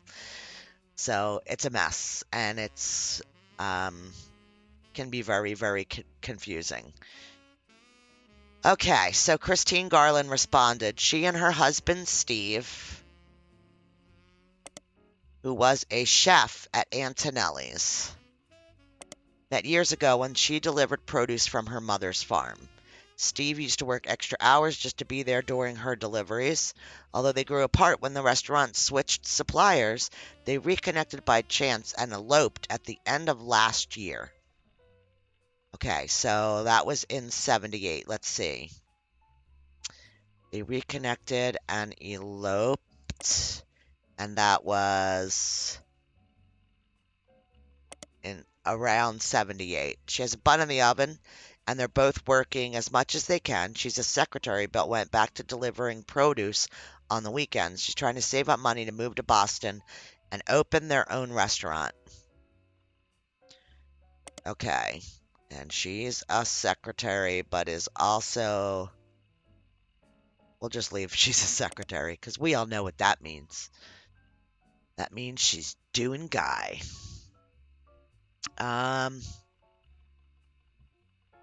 So is she pregnant at this point? Yes, but they want to move to Boston. We have this lady. This is the lady of Antonelli's restaurant.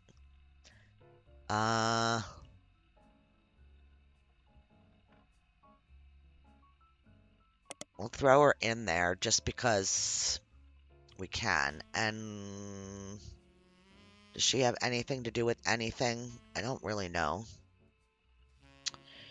The restaurant has been in the newspaper twice. Okay, so let's search our periodicals. We only found one result. It's an Italian restaurant. Yep, this is the same exact article. So I think we did all these searches before, but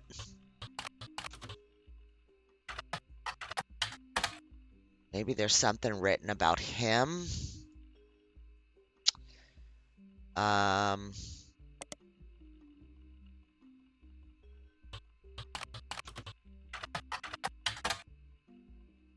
Yep, we've been here before.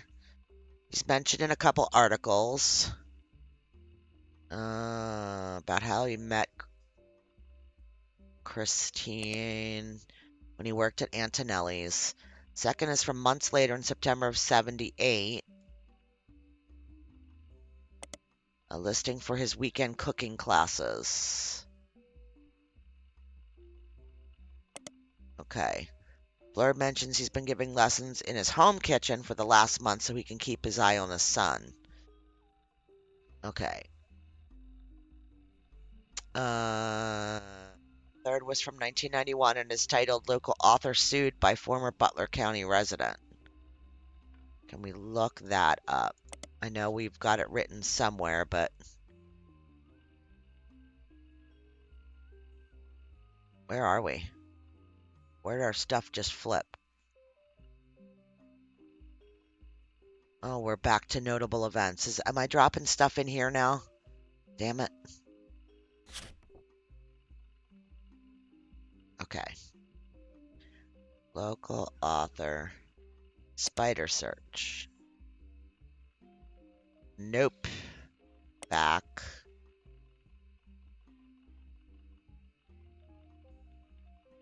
Oh, come on. All right. Seems that local author by the name of Mark Zimmer was sued by Garland after Garland saw Zimmer promoting his book, Kitchen Tales. Okay. I remember all of this. I remember going through all of this, but nothing clicked.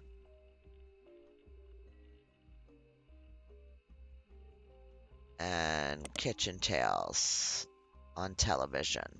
Book Kitchen Tales by Mark Zimmer.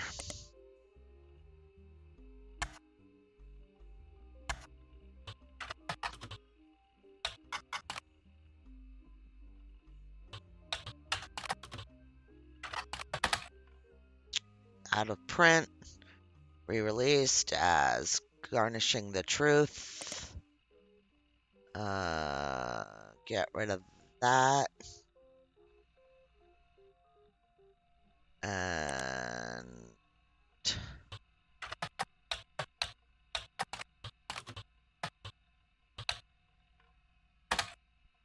nothing.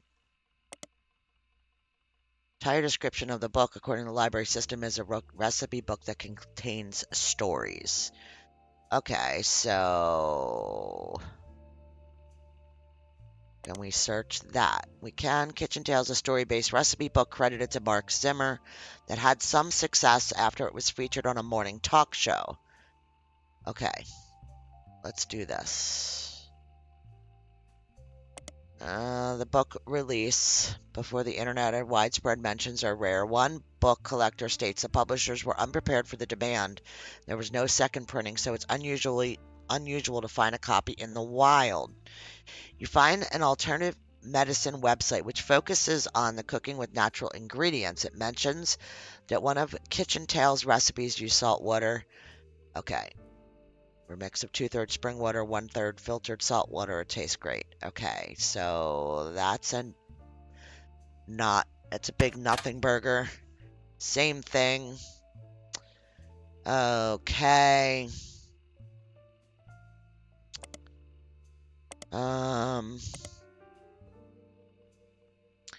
This is what? Local author by the name of Mark Zimmer was sued by Garland after Garland saw Zimmer promoting his book on television. Recipe book was particularly plagiarized. Okay, so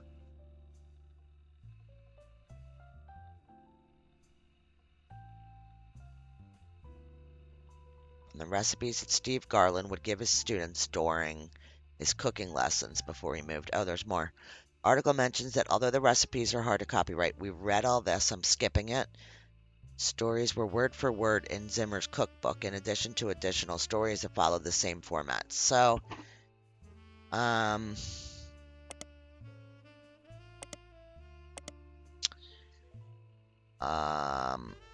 all. What if we look up Zimmer here?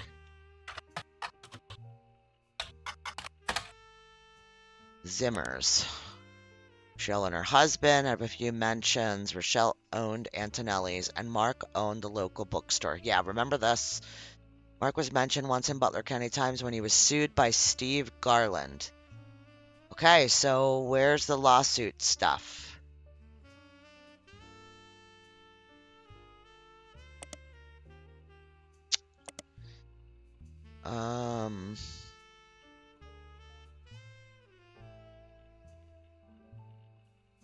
Do we have anything else? No, it's just that article. That's it. Do we have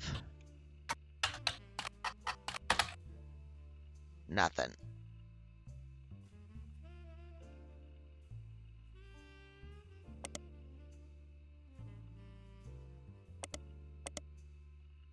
Same thing, just nothing. Nothing new.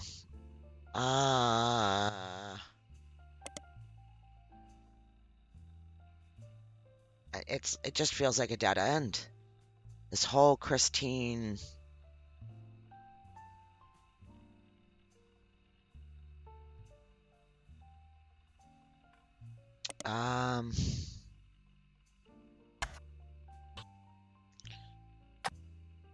What was the name of the restaurant again? Antonelli's.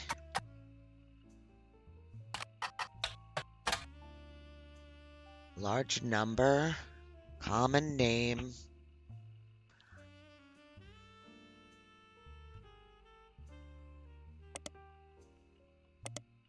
Same article again. All right, so I'm going to leave that go, and we're going to do the Christine Farrow thing.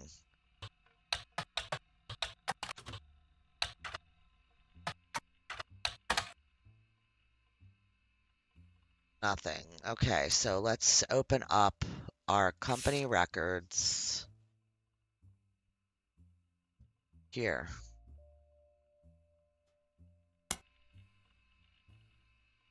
Nada. Nada, nada, nada, nada.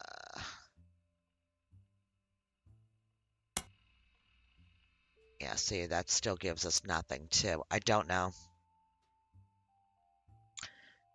Christine Farrow.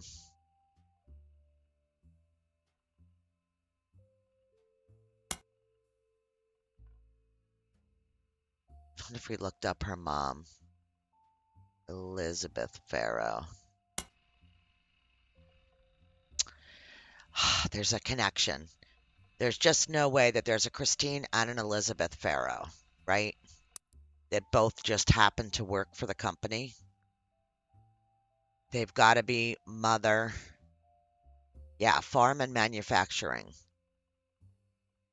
Sam, John, Elizabeth, Thomas Green. So she worked on the farm.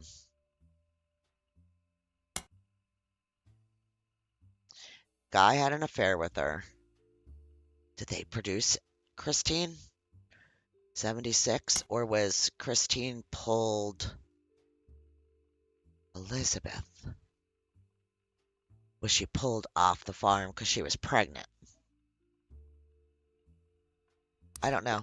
I'm getting another. One of the people mentioned in your reminders is Carolyn Morden. She seems like someone who would have spoken up about everything going on.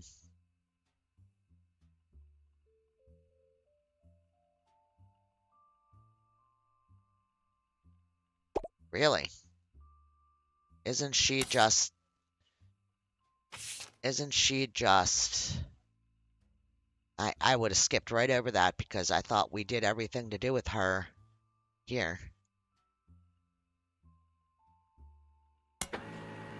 Are you kidding me? What printed out? After the release of Six Pieces, Caroline Morden did a television interview. Someone has uploaded a partial transcript of that interview on the television section of a messaging community. The transcript is only her answers and is missing the questions. This creates somewhat of a confusing reading experience, but does give you a bit more history about Caroline and some of her family members. Like what? Like, okay, so here's where we are. And Caroline is like here. Well, Zach is her first cousin. I mean, Guy. And Zach was her dad. Okay, okay. That kind of makes a little bit better sense to me. All right, let's go see what we got that's new. 45 minutes. The Carolyn Morden interview. All right, before we read this, God, look at this mess. I was going to do it all on one page. Let's do CM interview. That way we have everything from this in one place. That's okay, honey. Don't worry about it. Don't worry about it. No problem at all. Hopefully they fix whatever problem it was that you were having before. This was a cable news interview. A transcript of only Caroline's answers have been posted on a site about television. She says, "Thanks for having me. I've never really fit into the family, so it didn't surprise me.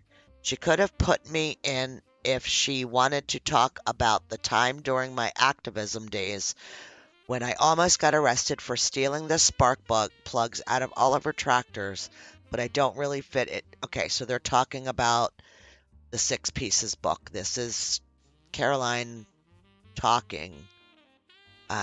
She's talking about doing some activism stuff on the farm. Yes and no, they never tried to kick me out or send me to live on a farm, if that's what you mean.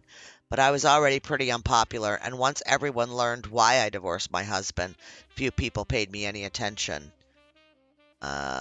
Okay, she's my wife, not legally, but we've been together for half our lives.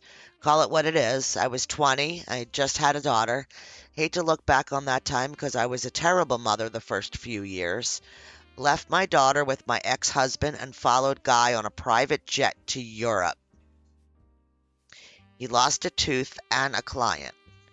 I found love and a better understanding of who I was. Still, in our family's eyes, his trip was somehow more acceptable. Explain that. Wait a minute. Wait a minute, wait a minute, wait a minute, wait a minute, wait a minute.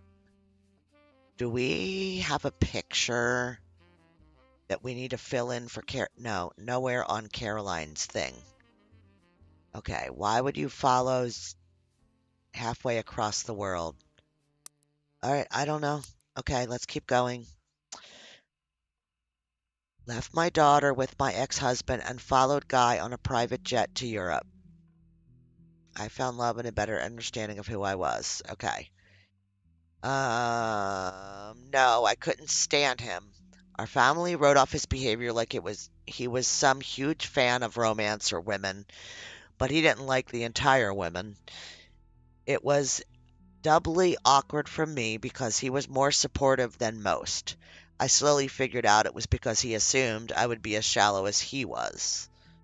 All right, he was a workaholic. He seemed nice enough and did a good job. I didn't know him well. That was one of Sam's problems with our family. None of us did, except Carl. Honestly, I get why she's pissed. I'm not getting any, I'm not feeling like I'm getting any real information out of this that we didn't know. I'd rather not speak ill of the dead, not unless you want me to tell, not unless you want more stories about Guy. With Carl, though, all I can say school. He came back a lot judgier. It made sense when they made him president. He was a lot like my father after they disciplined the fun out of him. After I started protesting the farms, he stopped returning my calls. Oh well, it's harder to label. When I was a teenager, he was basically drunk, high, or both all the time. He actually used to sell me pot. His problems with women were different than guys, but he never really judged me. I guess he knew it would be pretty hypocritical to judge anyone for anything. Back then, he was destructively unreliable in every way, but nowadays he's just kind of boring and old. I prefer that to how he used to be, and to Guy and Carl, but still a cautionary tale. I hope I'm never that boring and old. Alright, that was absolutely no, I got nothing. Nothing from that.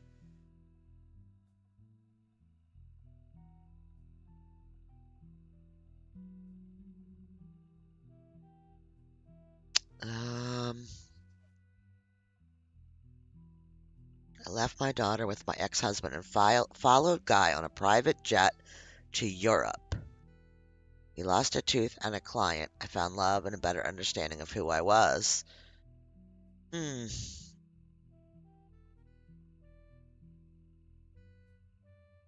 Yeah, I get that. I get that, Tina. Sorry. So this is just like a little bit about Carl, but I'm not getting I'm not getting anything. So this was just stupid. Okay. So that did not get us anywhere with these two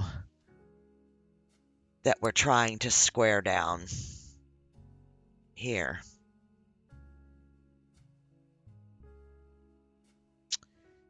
How? I guess move on. I guess move on. I can't figure out her real name. So we've got her in there as Sonia Alves right now. Maybe that is her maiden name. We don't know until we have enough to lock in. I don't understand what's wrong here with the whole Lisa thing. Did we have Clementines here? I think we did. Brazil. Well, all the Brazil stuff is there, so we can actually... Anything that's Brazil in here, we can take off.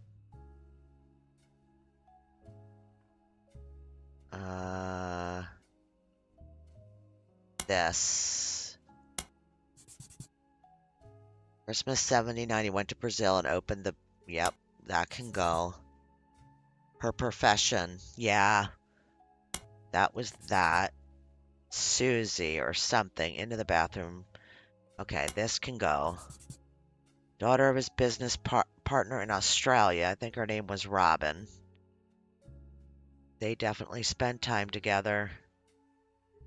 We're leaving that there. We're leaving this here. Although, I think we have that on Bess's now. No, we don't.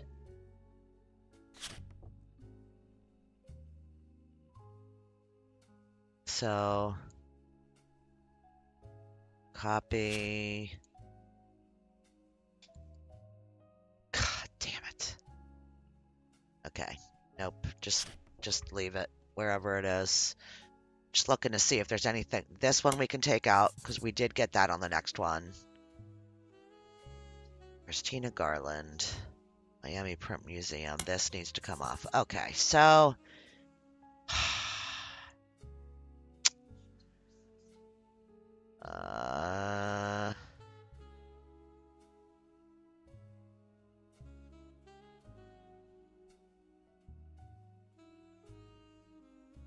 maybe she's not Clementine. Maybe she's Webb. But she's his daughter.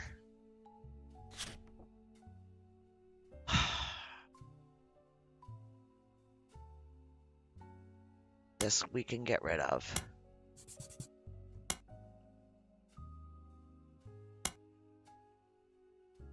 Dang it. Delete. Delete. Okay.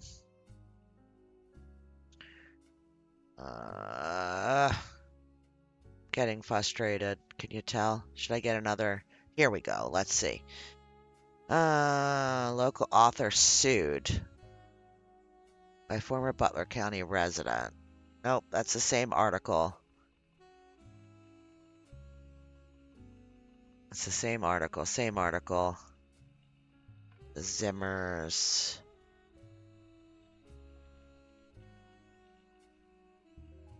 Sued by lawsuit is what we need to look up.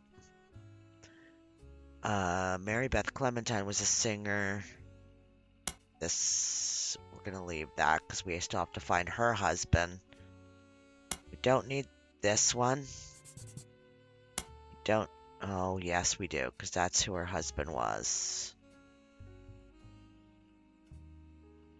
Crocodile Clementine, Basket Baby.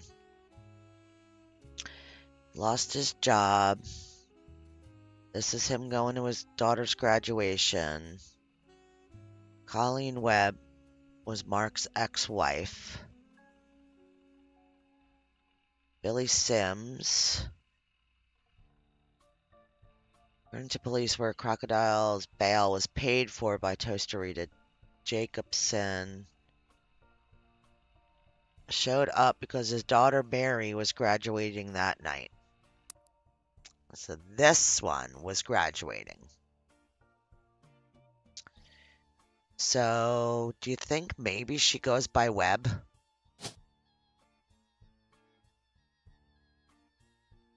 I don't know, but...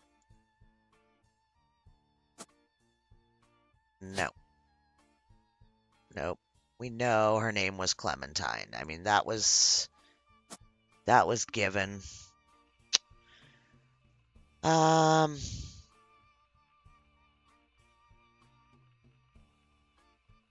Should we look her up? I mean, I guess we have to. I don't know. I don't know where we're wrong with it. Let's just start here.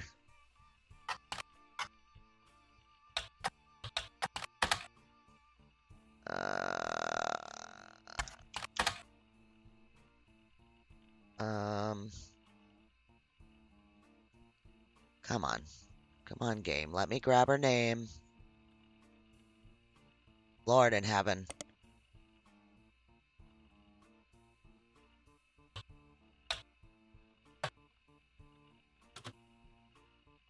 What if we just do this? And bring up one of the articles that talks about it.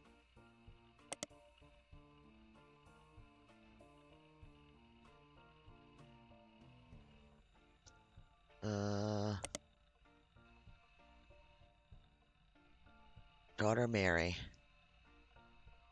Mark Clementine showed up because his daughter Mary. Alright. Nope. That's not who we want. Let's search all. There we go. And we just get Val. So let's search Val. It's going to just be the same thing. Yeah. So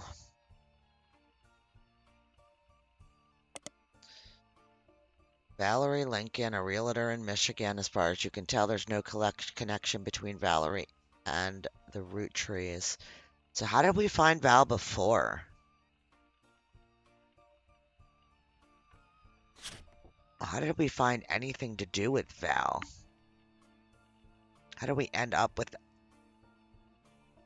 Val's stuff from Lisa? But,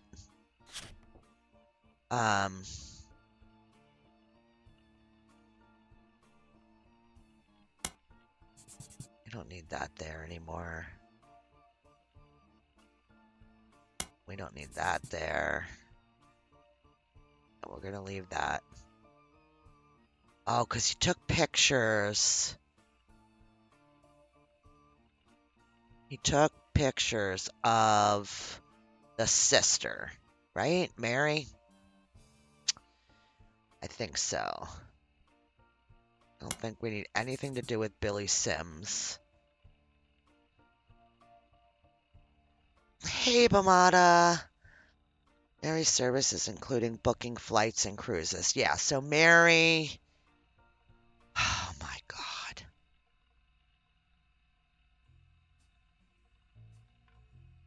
Mary was the one that was the.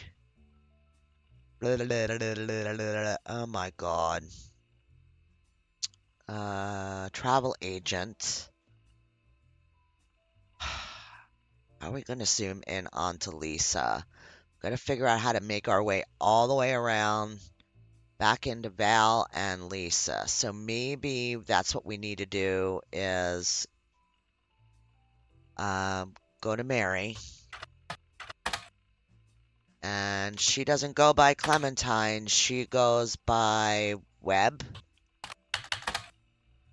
Yep. Webb on the web. Okay, so you can confirm that it's just her profession. So I should stop wasting my time. Should she just be military? That was her last job.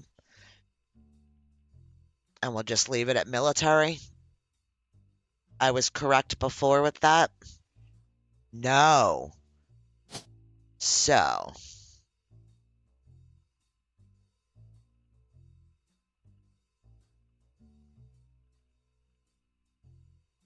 Okay.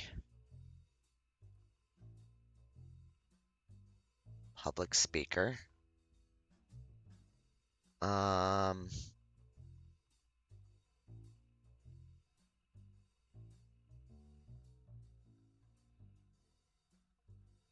Um.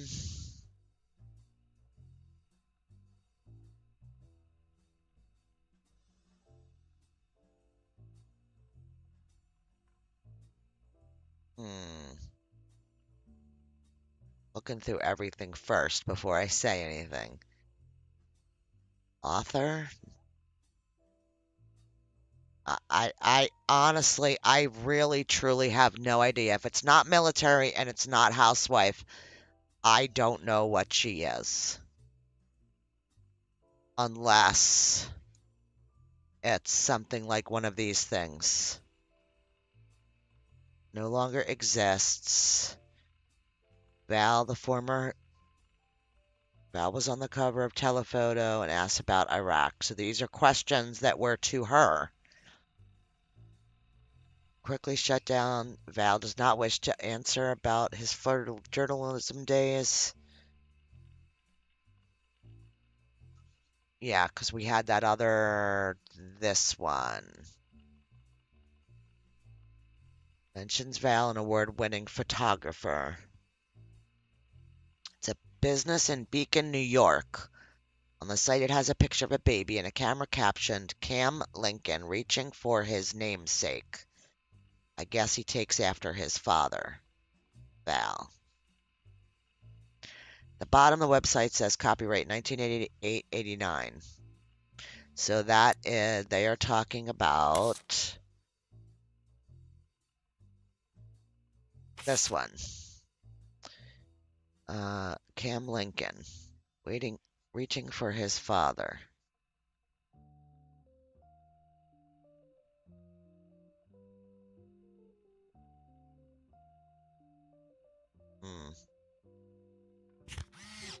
Gotta bring her information up again. And I don't think we ever found a whole bunch of information about her. We got this. 1992 issue focuses on the photos of Al Lincoln, a photographer who went overseas. This is his wife. Her name is Clementine. He won the SEPA Award for journalism, specifically for the photo on the cover. Bell got his start in high school when he took a photography class. Couldn't decide what else to do. Yada, yada, yada, yada, yada. Okay. After graduating, he tried to pivot to landscape photography, didn't have a passion for it. He got lucky when a photographer mentor of his was going overseas to cover the war, decided to take a chance on him. Most people wouldn't call it lucky to go to an active war zone for no pay, but he bought my plane tickets, all my meals, and even pulled some strings so we could rush the passport. For someone that never had a real job or even left California, it was a hell of a break. Val was only 19 at the time and shot the photo that won him the award the third night he was there. Photo depicts Lisa Clementine, who lost an arm in Operation Desert Saber. According to the article, women were not subject to direct combat. She was in a vehicle. The vehicle had to pull over suddenly when the road ahead was partially destroyed, and she and a fellow soldiers were severely injured by a landmine. She ran into Lisa after her surgery and took this picture. Until then, she shipped out. Until she shipped out, I kept finding excuses to go back and take more pictures of her. I guess it was fate, because that's the photo that won me an award, got me into your magazine, and also led to my engagement. Just earlier this week, she agreed to become Mrs. Lincoln. So maybe... Hang on. Hang on.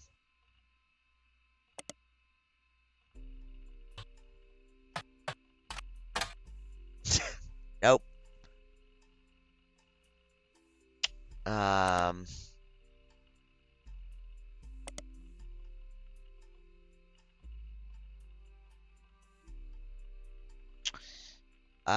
Did she ship out again? I don't think she would have shipped out after an arm amputation. Oh, where is her info? Val was on the cover. Former head photographer. Print ads. Desert. Someone that never had a real job or even left. We don't need that. He was 19. Lisa Clementine lost an arm. Operation Desert Saber. Let's just try. Codename for a land offensive the U.S. military performed against Iraqi army. It was part of the larger Operation Desert Storm, also known as the Gulf War. Alright, it's going to be the same thing. Yeah, okay. And then this goes into other stuff, right? Edison.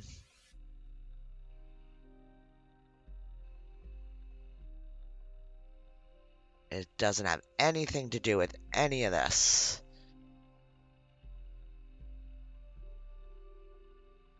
Lisa Lincoln.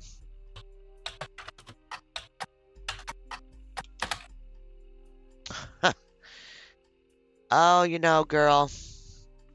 Lisa Lincoln is, according to a military website you find, an amputee who lost a limb. She runs a support group for fellow veterans in Beacon, New York. She makes another appearance listed as a professor at West Point. There it is. She's a teacher. Well, I stayed at the right spot. Okay. Oh, yeah. Okay. Who is Mary Beth? Who is her husband? It's this guy that sued Edison Records. So is it Sterling Edsel?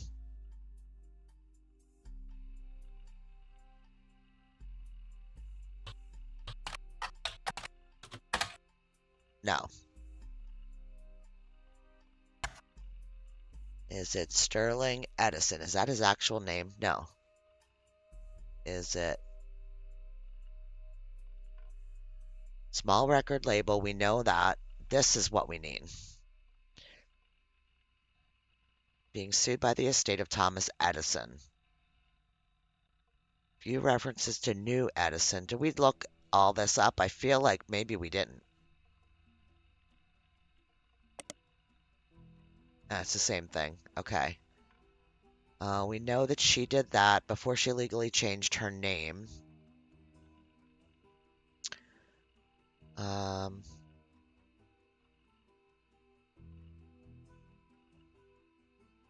She was Mary Beth Quaker. So was she Mary Beth Edsel?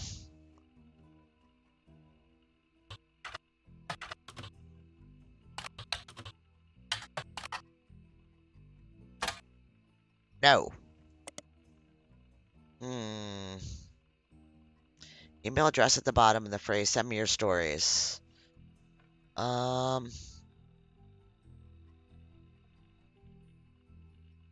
Sterling Edison got in a physical altercation in public, leading to a divorce.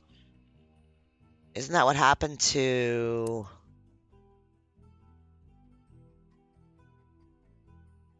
somebody else? Somebody else had the same thing happen. The other teacher at the school. Another site claims the police had to be called to New Edison records. Hang on. What if we search it here?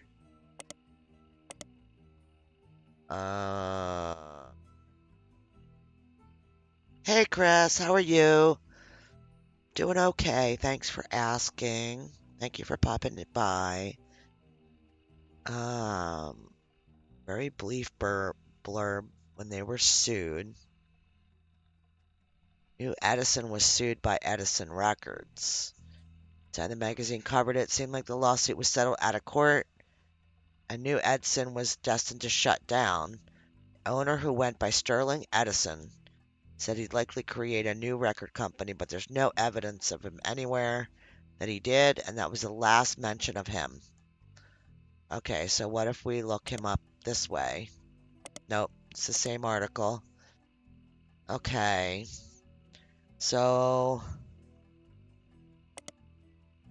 nope, we got nothing.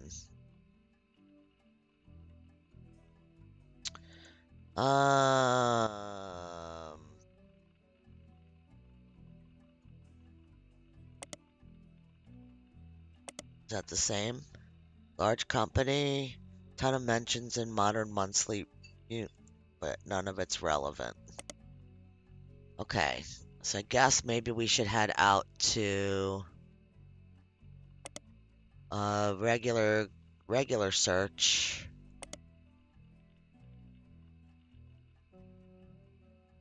One of the first record this looks new because we don't have it all. We didn't save anything from this.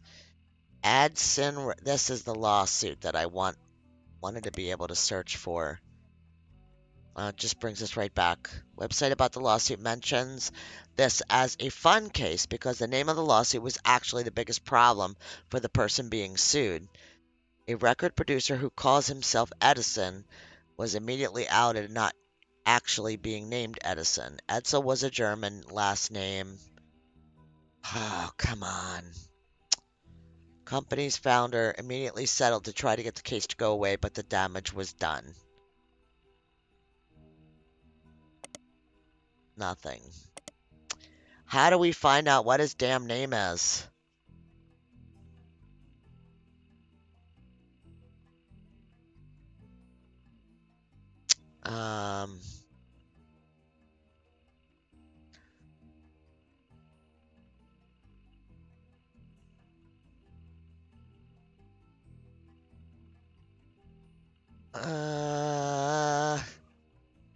Yeah, we tried.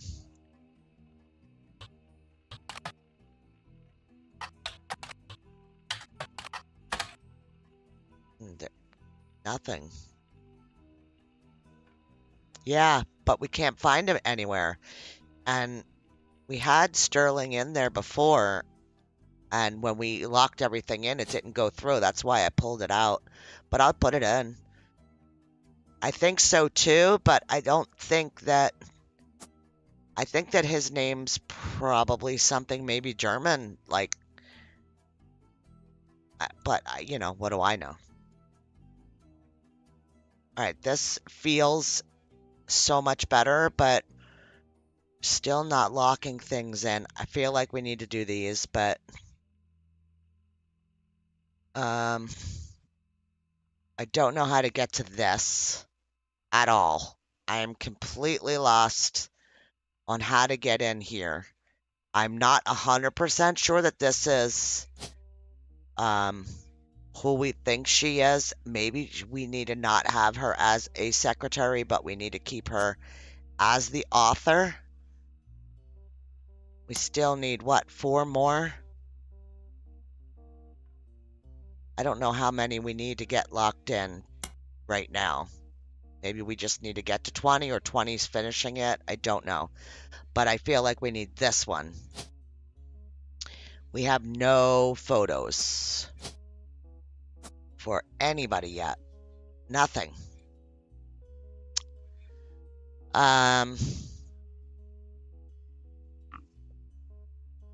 What? Speak. You're going over? Okay. Okay, I get that. I wouldn't want to either.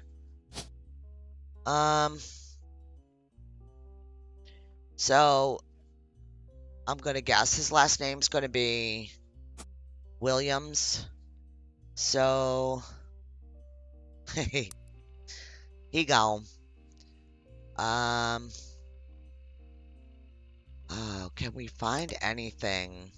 I don't think we're going to, but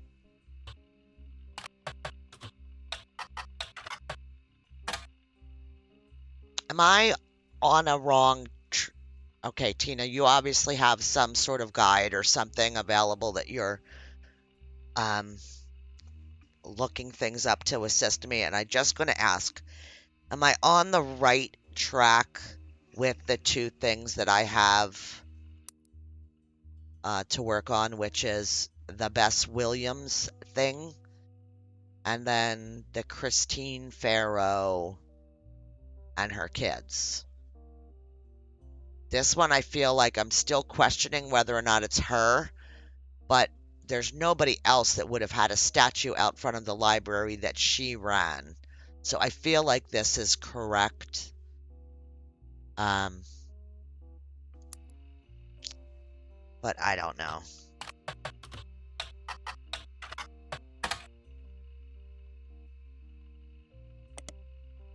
And I know we've looked her up a million times. I just can't get things locked in, and it's really driving me nuts. Okay. Yeah, I'm not either.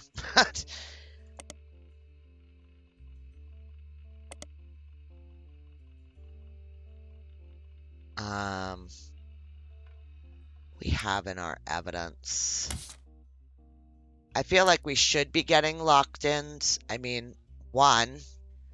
If she's right now, that would be 2.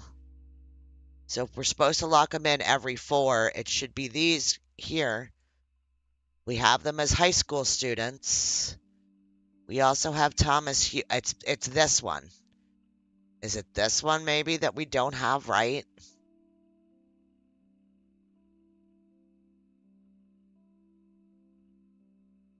Was it? Well, let me look at my evidence real quick, because where's that page? Here's Clark at the door and what he tells us. No, it doesn't get updated like the original one does. I know that sometimes they say it's this many, and sometimes they say it's this many before you get locked in. So I was thinking maybe it was more to get locked in this time. I can't remember what they said the last time they came to the door about how many we needed. I'm trying to look here. Okay, here's the Beth thing.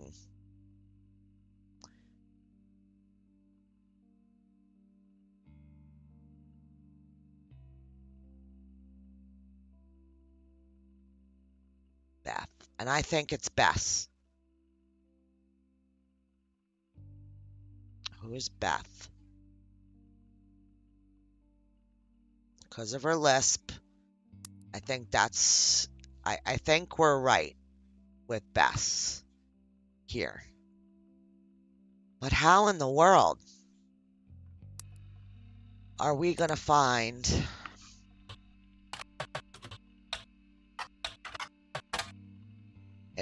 It's the only thing that we got that we were able to pull her up with was that library.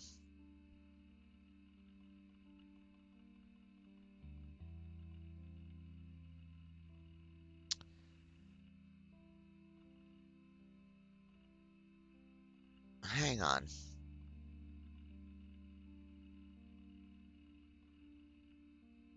Her adoptions. Did we get a picture?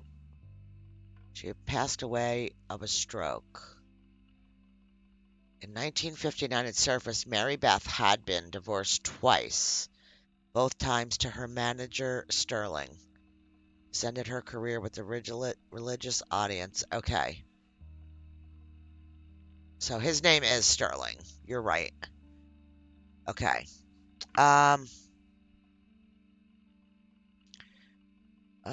Where's the name of the library?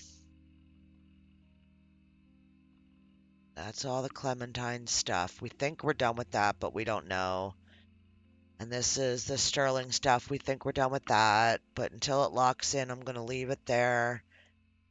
This is all the web on the web. Mark, Colleen. All right, I need to get back into the best stuff. So let's go back to open the book. This one.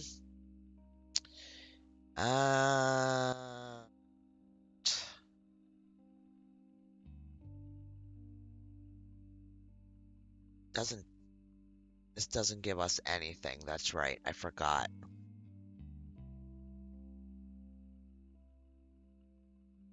You think it's... Yeah, but it says that one paper said that his true name was Edsel. That he just changed it because of the German war going on. I think it should be Edsel. Do you think it should be Edson? Just because that's what he was known as? I don't know.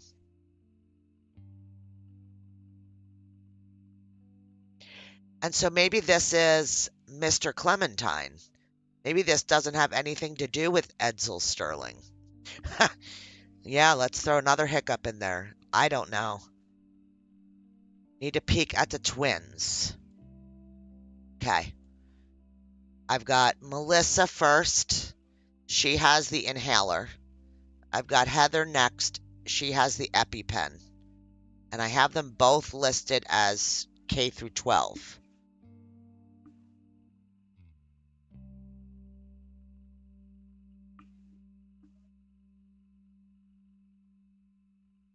I'm going to shove it off to the side there and do... Nope. Oh, we got rid of the stuff. No, here we go. Melissa and Heather. Heather was the one that was outgoing. So we know that she was the youngest. Oh, no, no, no, no. I have them in the wrong place. I have them in the wrong place. Oh, Jesus, Christmas tree. Heather. Melissa. And this is EpiPen, and this is inhaler.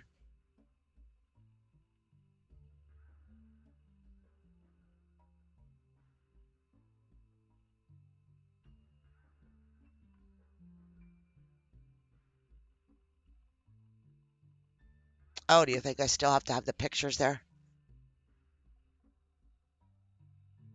Stop running the moment she learned to scamper. Yeah, their pictures are wrong, right? Their pictures are still wrong. EpiPen goes there. Inhaler goes there. Heather. Okay, wait a minute. Heather's the one that's in these things. Youngest is shy, but essentially hasn't stopped running since the moment she learned to scamper. Asthma's kept her off the soccer field, but she's the definition of extrovert and is even performing in local school productions. So the youngest is Heather. Oh my God. And has asthma. They are good now? The picture. Okay, I know we're overlapping because of chat freaking BS, but Heather is. Asthma has kept her sister off the soccer field. But she's the. So Heather's the one that does asthma. Yes. Okay, and Melissa's the younger one. She's shy, but hasn't stopped running from the moment she learned to scamper. No, Asthma has kept her sister, okay, off the soccer field and is even performing in a local production of. Okay, so she's the older, younger, older, younger. Okay. And we got Thomas Hughes as their dad.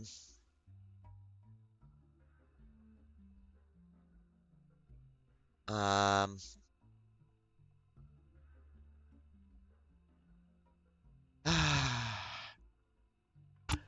let's go back to the Garlands.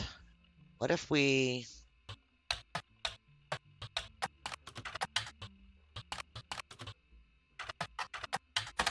should bring that article back up? No.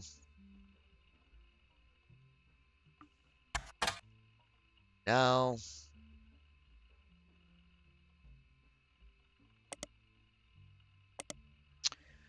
Oh, Lord. Diary.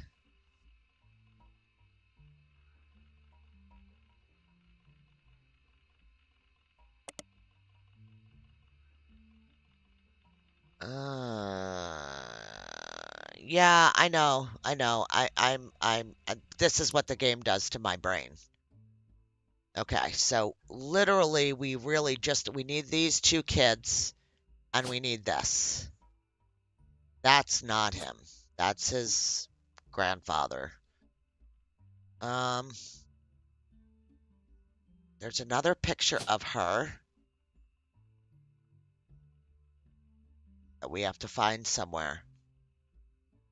We don't have it yet. That's interesting.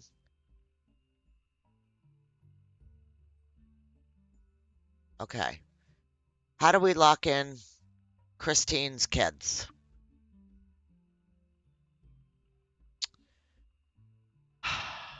Um,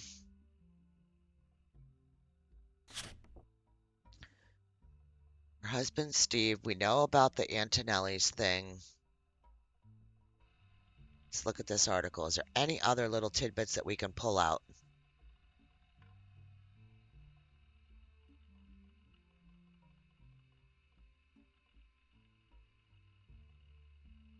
Nope, nothing. Can we search that restaurant? Nope, no other way. Okay. Uh,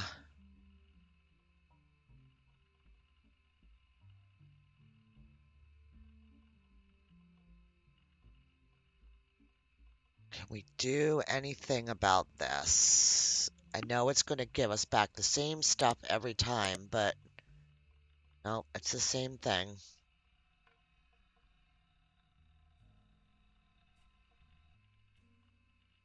Um, all right, doing it. Give me something else.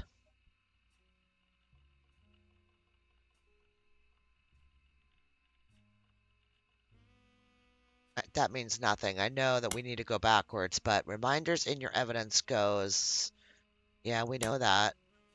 Someone had a very useful website in the last investigation. I wonder if it's been updated.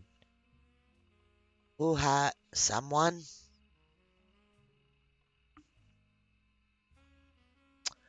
Are they talking about uh um the conspiracy theory site? Is that one what that relates to? Where do we have that? Because we did look at it. History. Let's go all the way back down.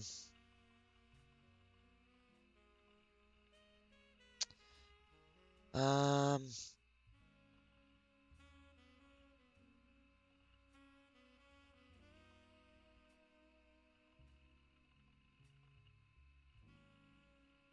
I forget the name.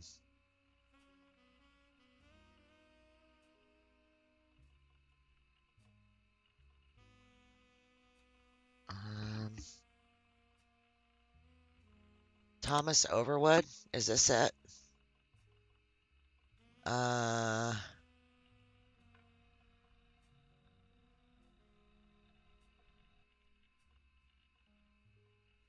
yeah, we'll let that go.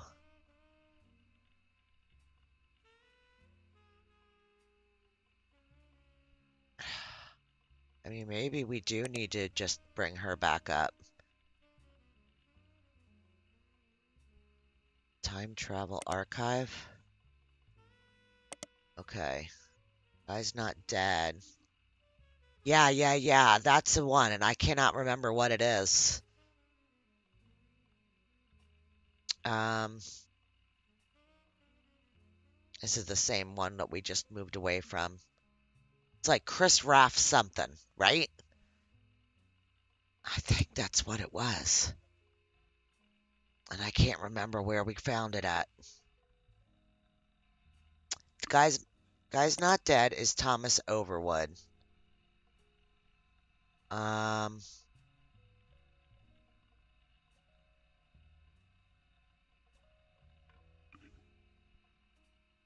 Raff, Chris Raff. Maybe it's Chris Raff 65. Maybe 64, 65. Yeah, it was somewhere. It was somewhere. There's just so much. That's. I'm losing my marbles.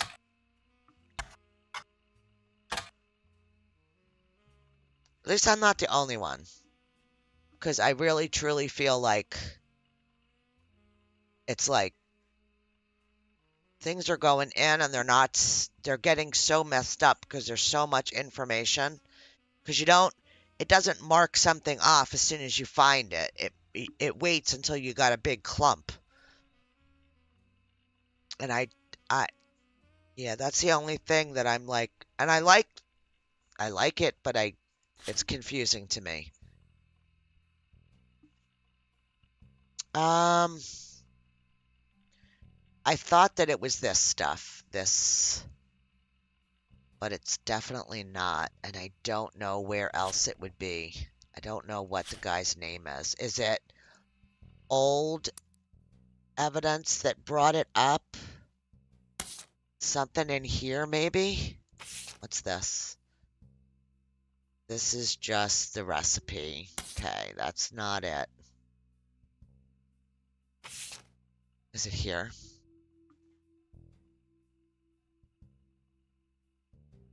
There it is. 75. We were both so close. Frickin' hell. There we go. We got something. I don't know what we got.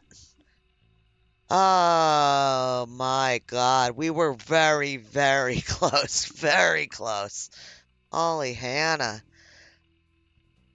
Chris Rafferty's protege site, prodigy site, seemed to have been discovered by the masses. Gone are the art pictures of his cousins. Instead, it's a list of questions that people kept emailing him. The most relevant ones are the following. Are you the son of Clark Rafferty? Okay, yes, but I didn't grow up with him. I remember him from when I was a little kid, but I moved away with my mom when I was young. We left Pennsylvania and moved home to Virginia. We lived there with Pete and my stepdad. With Pete, my stepdad. All right, hang on. Do we need to put that in here somewhere? Here's him. We're going to get a picture of him with his dad. Okay. Computer. Um, my dad and I spoke a few times when I found his phone number on a check he sent us in the mail when I was 15. He was happy to hear from me and now calls me once a month and came to visit me at college. That's cool. He tells me about things I don't remember and people like Guy Hudson and Ernie Madsen. My dad and I get along, but obviously we aren't close. Did you ever meet the Roottrees? I used to know the Roottrees, but never the sisters. I was in the office sometimes when I was a kid, and I definitely met Guy Hudson before he died, but I don't remember. My memory's weird. It's hard to know what I actually remember and what I only think I do because I have pictures. For example, I have a photo from when I was 5 in the office with my dad, and Guy was there. Okay, so he's got his dad and Guy in a picture. I made myself sick eating chocolate, and some woman who I don't know cleaned my face. I don't know if my memories of that come from the picture or not. Photo has been added to our evidence. Did you have proof? How did you have proof of Ernie Madsen's heart condition? I knew Ernie had a heart problem because my dad told me on one of our phone calls. I asked him about the poison because I saw it on the Roottree Curse website. He emailed some old stuff, including the proof, but even with the proof, the website didn't take it down. You spelled fiance wrong. I'm not good at spelling or writing. I'm good at painting and other art. I'm going to school to learn how to edit movies. I want to be able to make cartoons someday. Lulu's much better at spelling. Okay, that didn't give us really anything usable, um, but for some evidence. So, here we go. Okay, Chris, Guy, Clark, or his father, and Guy. And this is going to be the other picture that we need. Okay, so we've got Chris, Clark. Okay, so the picture of Guy definitely goes here. And who is the woman? Her?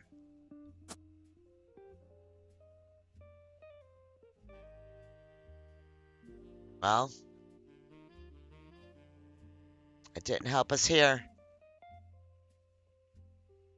But it helped us. So I didn't really grab anything in here that did anything for anything. We just got a picture.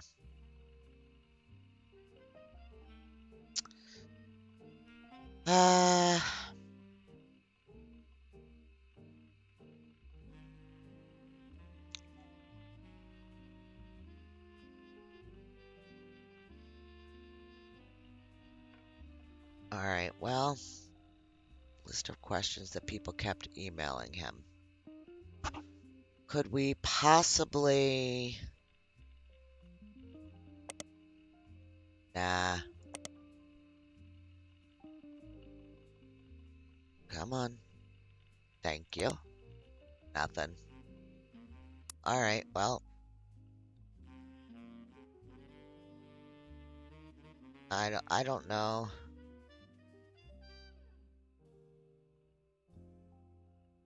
I think I fixed enough today that I definitely should have locked some things in. We've got 1, 2, 3, 4, 5. I don't know if this is right, but at least 4, 5. And all the little ones don't count for nothing. It's killing me. So we know whoever this is a Williams, right? I mean, he wouldn't be a Roottree. So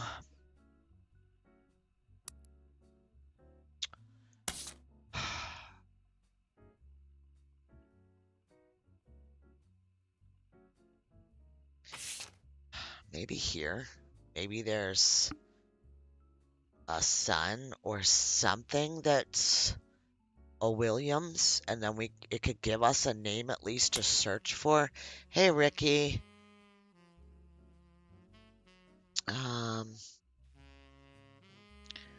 Joanna, Christine.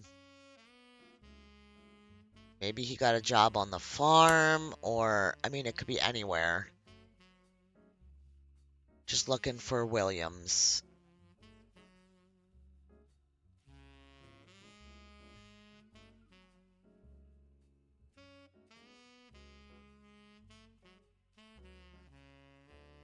Oh, it wouldn't be here, because if mom's an employee, then, um,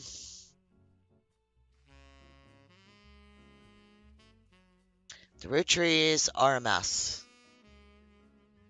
The Roottrees are a mess. We got some in, but I need like one or two more before I can finish off what I'm working on.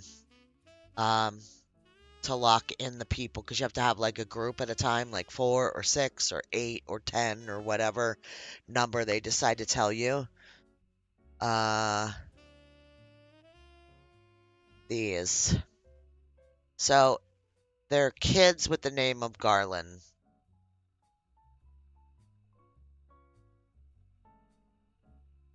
Um,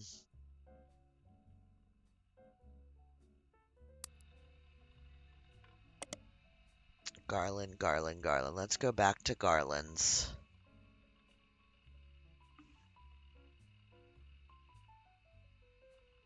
I'm getting close. I'm feeling like I'm close. I do know that Roottreemania is the end of the game. Um, but I have this here that you can't open until it's all filled in. And then there's something else. So there might be another hiccup in here somewhere that's not in this list. Um, but I don't know. Stephen Garland was a... We're getting there.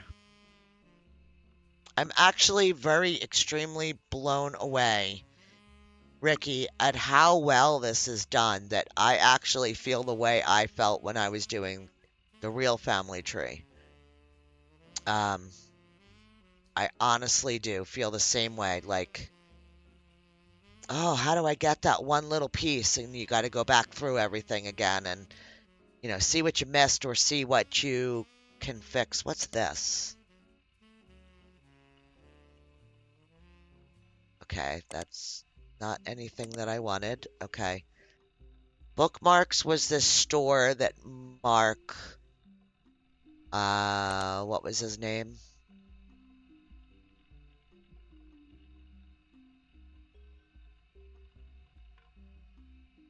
I don't know. Mark something or other that owned the restaurant. Somehow, yeah, it wouldn't surprise me, Ricky. Um, nothing would surprise me at this point. All right, so, oh my God, there's so much.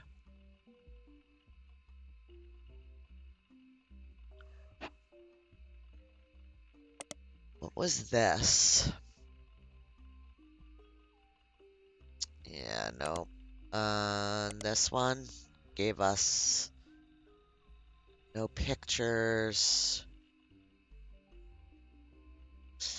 All right, that's not what we're looking for. We're looking for stuff that has to do... Oh, these guys too. I don't know if I got that done in there right, but it's in there. Robin Martin. Oh, that's the name of the chick that was... Yeah, she sold all her dad's part of all the company. Okay, she was a red herring. Um,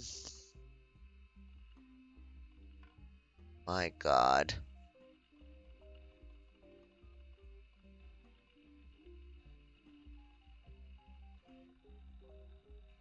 Here we go. This is the area that we want to be. It's Rochelle and Mark Zimmer.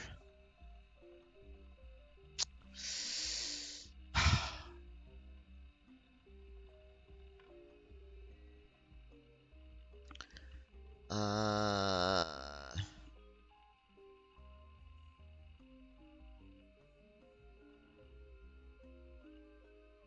and every time we search him, we just come back to the same article, which is weird because he owned a bookstore.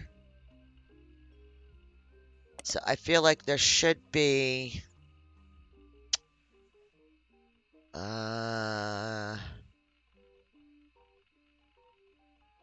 book was released before the internet. Yeah, definitely we can.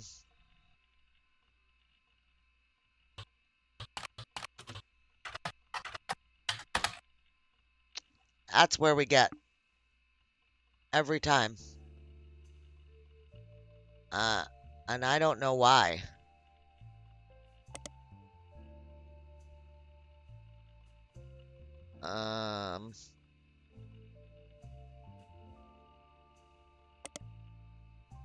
It's going to be the same article. Yep. What if we do...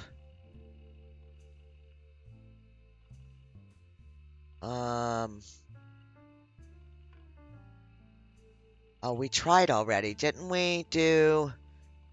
We looked up Kitchen Tales. Hang on. We might not have.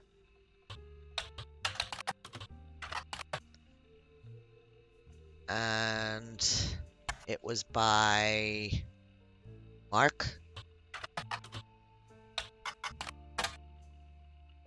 Yes, it was re-released as Garnishing the Truth.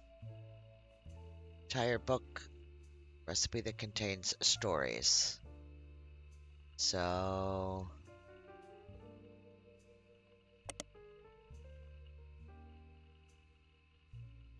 whatever, just write it.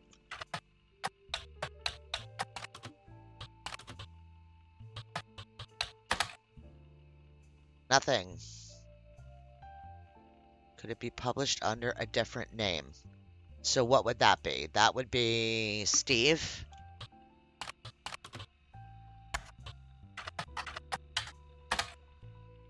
It is. The introduction of this book is a series of acknowledgments from Steve. This is new. Okay, this is new. The first is, Christine, thank you for everything. Your support means the world to me. You are the apple of my eye. The second is to James and Robert. You are becoming amazing men and incredible chefs. I guess I'm a good teacher. Final is to Mark Zimmer. You proved my storytelling approach to recipes could be popular. Without you, this book couldn't exist. Okay, let me open my notebook. All right, we got something going here. No, we want this. All right. Apple of my eye. The second is James and Robert. Okay. Final is to Mark Zimmer. You provided... Okay, there's a foreword by Mark Zimmer. I first met Steve in 1978 when he taught a cooking class. The next time I saw him was over a decade later when he was suing me for stealing his recipes. Yes, really. So you might wonder what I'm doing in this introduction. Well, it turns out that Steve and I had more in common than we thought. Instead of settling in court, we settled it at Carahan's Brewhouse over a game of darts. They said that they'd give us the first drink of the night free for an entire year for mentioning them. Nice. By the end of the game, he and I agreed we both rather make a ton of money together than spend a ton of money on lawyers. It's pretty rare to meet your best friend so late in life, but when I decided to retire, I moved to Boston just so we could hang out. So if you're browsing this book in a bookstore, please buy our book. We need more money for when the free beer runs out, and the bookstore could probably use the sale. That's cool. I like that. I think that's the most smiley thing that I've come across in the game so far. I like that a lot. Let's look up this bar, and then we're gonna put the boys in. McCarran's Brewhouse is a pub in Boston. Apparently, the bar's been around for a long time. On the site, there's a list of famous people who have had a drink there, including former President of the United States, not the Roottree Company, Kennedy. There's also a few listings of television shows and books that have mentioned McCarran's, as well as how they came up. One of them is Garnishing the Truth, which the site has this to say about. Local and regular Stevie G wrote a book about food. We prefer cocktails, but he gave us a shout out, and we ain't gonna say no to free press. So grab a bite at his kid's joint, Fried Eye, and then swing by to meet him for a drink. Okay. Yeah, we got them. We know they're chefs, and that should really be enough. Let's just verify. We have a website. It's not a full restaurant, just a front door and a very small interior with a window. Only serves vegetables, but it's delicious. My short list on a website called My Boston Homepage. Hang on. Whoever runs the page seems to just link random sites related to Boston, tell personal anecdotes related to Boston, give their relatively short opinions on things in Boston. It's very unorganized. It has this to say, wickedly overrated. I saw it on Chef's Signature. In Chef's Signature. So that's some sort of a book or show or magazine. So I went there and there was a huge line and they didn't have a single meat dish. What's even the point? Okay, so let's look at this. Eclectic tastes. Taste from wickedly awful to wickedly wicked. All right. Beatrice is not very friendly. Friday seems to be... Okay, nothing there. Okay. This one. Oh, now we get it. Now we get a magazine. Okay, let's do this. Oh. Okay. So, let's try this way. Search all. So, names are James. Garland.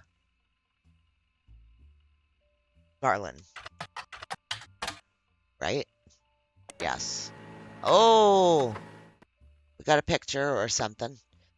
Chef Signature covered Fried Eye less than a year ago. Samosa cone. Okay, the cover and main article has been added to your... Oof, okay, let's do this. There it is. Okay. Sitting down with the Garlands, the new boys in Boston. All right, let's get our book back out. Chef Signature, a nationally published magazine targeted towards fans of unusual restaurants, featured James and Robert Garland in the cover of their 1998 November issue.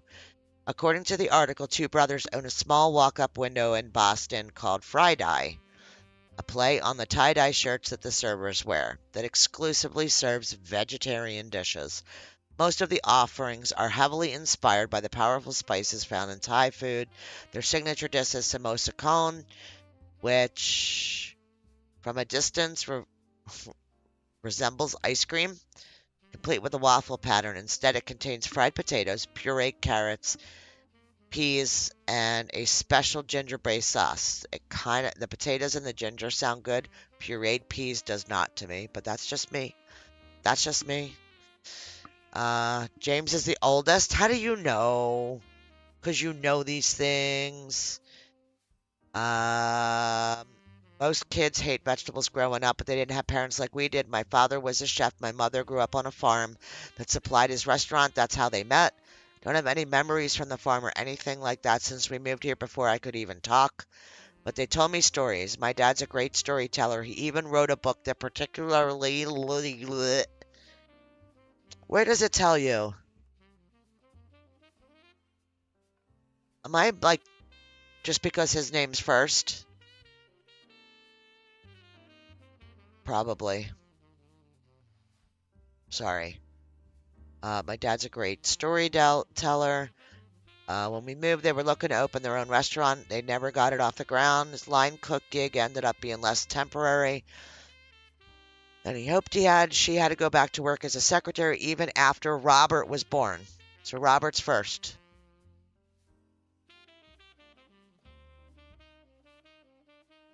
No? Before we were old enough to go to school, we spent our days with my aunt. The diner where he worked, my dad had no room for experimenting. All right, I'm skipping. Signature dessert, the Sistine apple. Pie's always been my mom's favorite. My dad always had this stupid idea. Most people realize the Sistine Chapel pun, and assume that there's all blah, blah, blah, blah. All right, so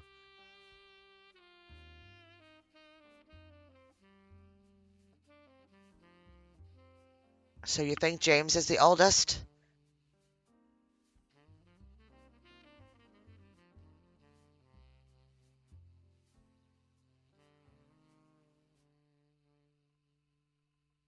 Oh, I'll play. Now, what if we look up Robert? Real quick before we look at the picture. Just the same article. But what if we...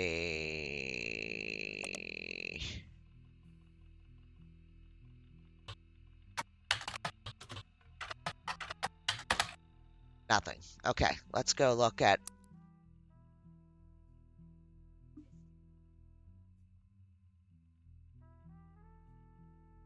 All right.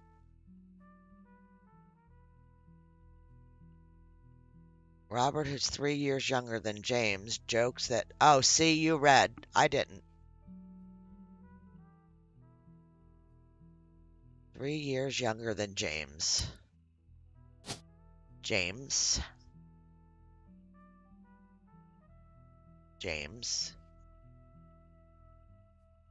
Garland. Yep. And Robert, right? Robert. My God, please let this lock stuff in. And they're both chefs, right? I'm worried that it's going to lock before I get everything in there. And then I'll have pictures hanging. Okay, so... Hang on. That although the age difference has left him delegated to wear the shoe chef jacket his whole life. 3 years younger, so the one with the red jacket. Robert, red. Robert, red. Ah, see? Okay, who do we get? Please. Oh, unlocked. Locked in all of 2. We got Lisa. We got him. We got Bess. So I was right. We got it. Oh my God, that's wonderful. Oh my God. Oh. Hey there, it's us. So I just have to say, the work you're doing here is fantastic. Well, I'm glad you appreciate it. So fantastic, in fact. Okay. There goes Clark. Always the bad cop. Uh-oh. Go ahead. I gotta put a sucker in my mouth. Sorry. Okay. Well, our law firm, Ruby Legal Enterprises, is having trouble keeping up. Oh, is she too slow? They're actually begging us to stop submitting new Roottrees. They said it's getting difficult to verify your progress. Well, consider that a good thing. I told Clark you'd get results. She says that like I Okay. didn't believe her. Regardless, the bad news is it's going to take 5 potential tree additions before anyone locks in from now on. Okay, I think that's the rest of what we've got on the tree. I think. I think so. Good luck. Yeah, And thanks, keep guys. up the good work. Now, what are you giving me? Nothing? Nothing. No new evidence? Okay, hang on. Let's put his picture here. Okay. So we don't have these. They did not lock in.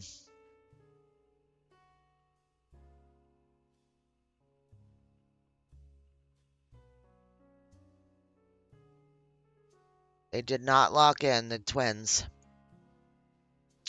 So something, names or pictures are messed up. We know he didn't lock in only because we didn't get the picture in. This whole tree is done.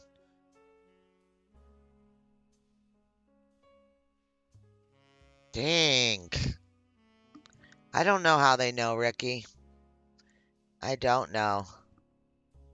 All right, well. Holy cow.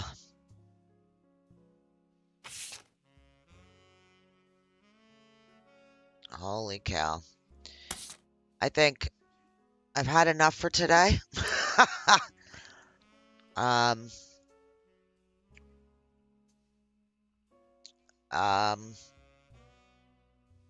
yeah. All right, so we know he's fine.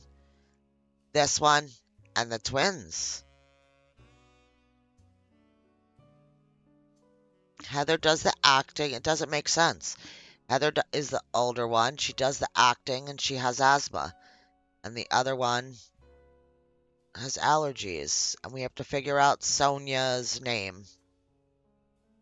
Oh my god. So, one more episode, I guess. We'll figure out Elias and Bess. And hopefully we'll get the secrets then. And we'll be able to finish that up, this game off in the next episode. They're Fords. Is that what it is? You think they just... Mom said you're not having that last name? I think that's fair. Oh, up. Okay, so we can ignore that. We do need to work on Sonia.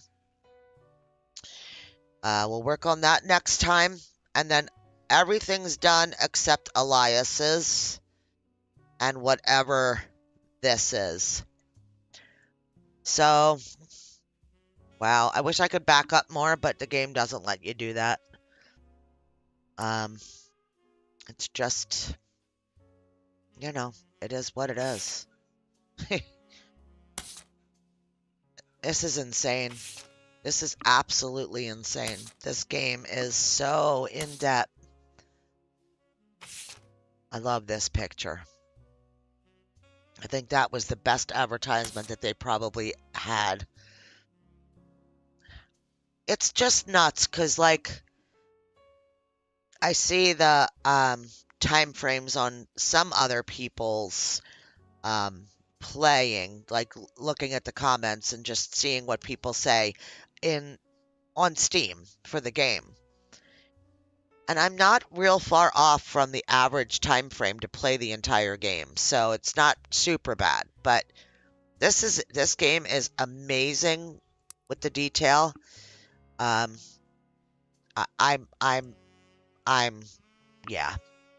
Thank you. Thank you for participating. Tina, you rock. Ricky, was great to see you. I don't know who else is lurking, but thank you so much for being here. And I will see you. If you're not doing anything tonight, we'll be playing something on stream. Subsistence, but I'm not sure where yet. Love yous all. See you in the next one. Bye.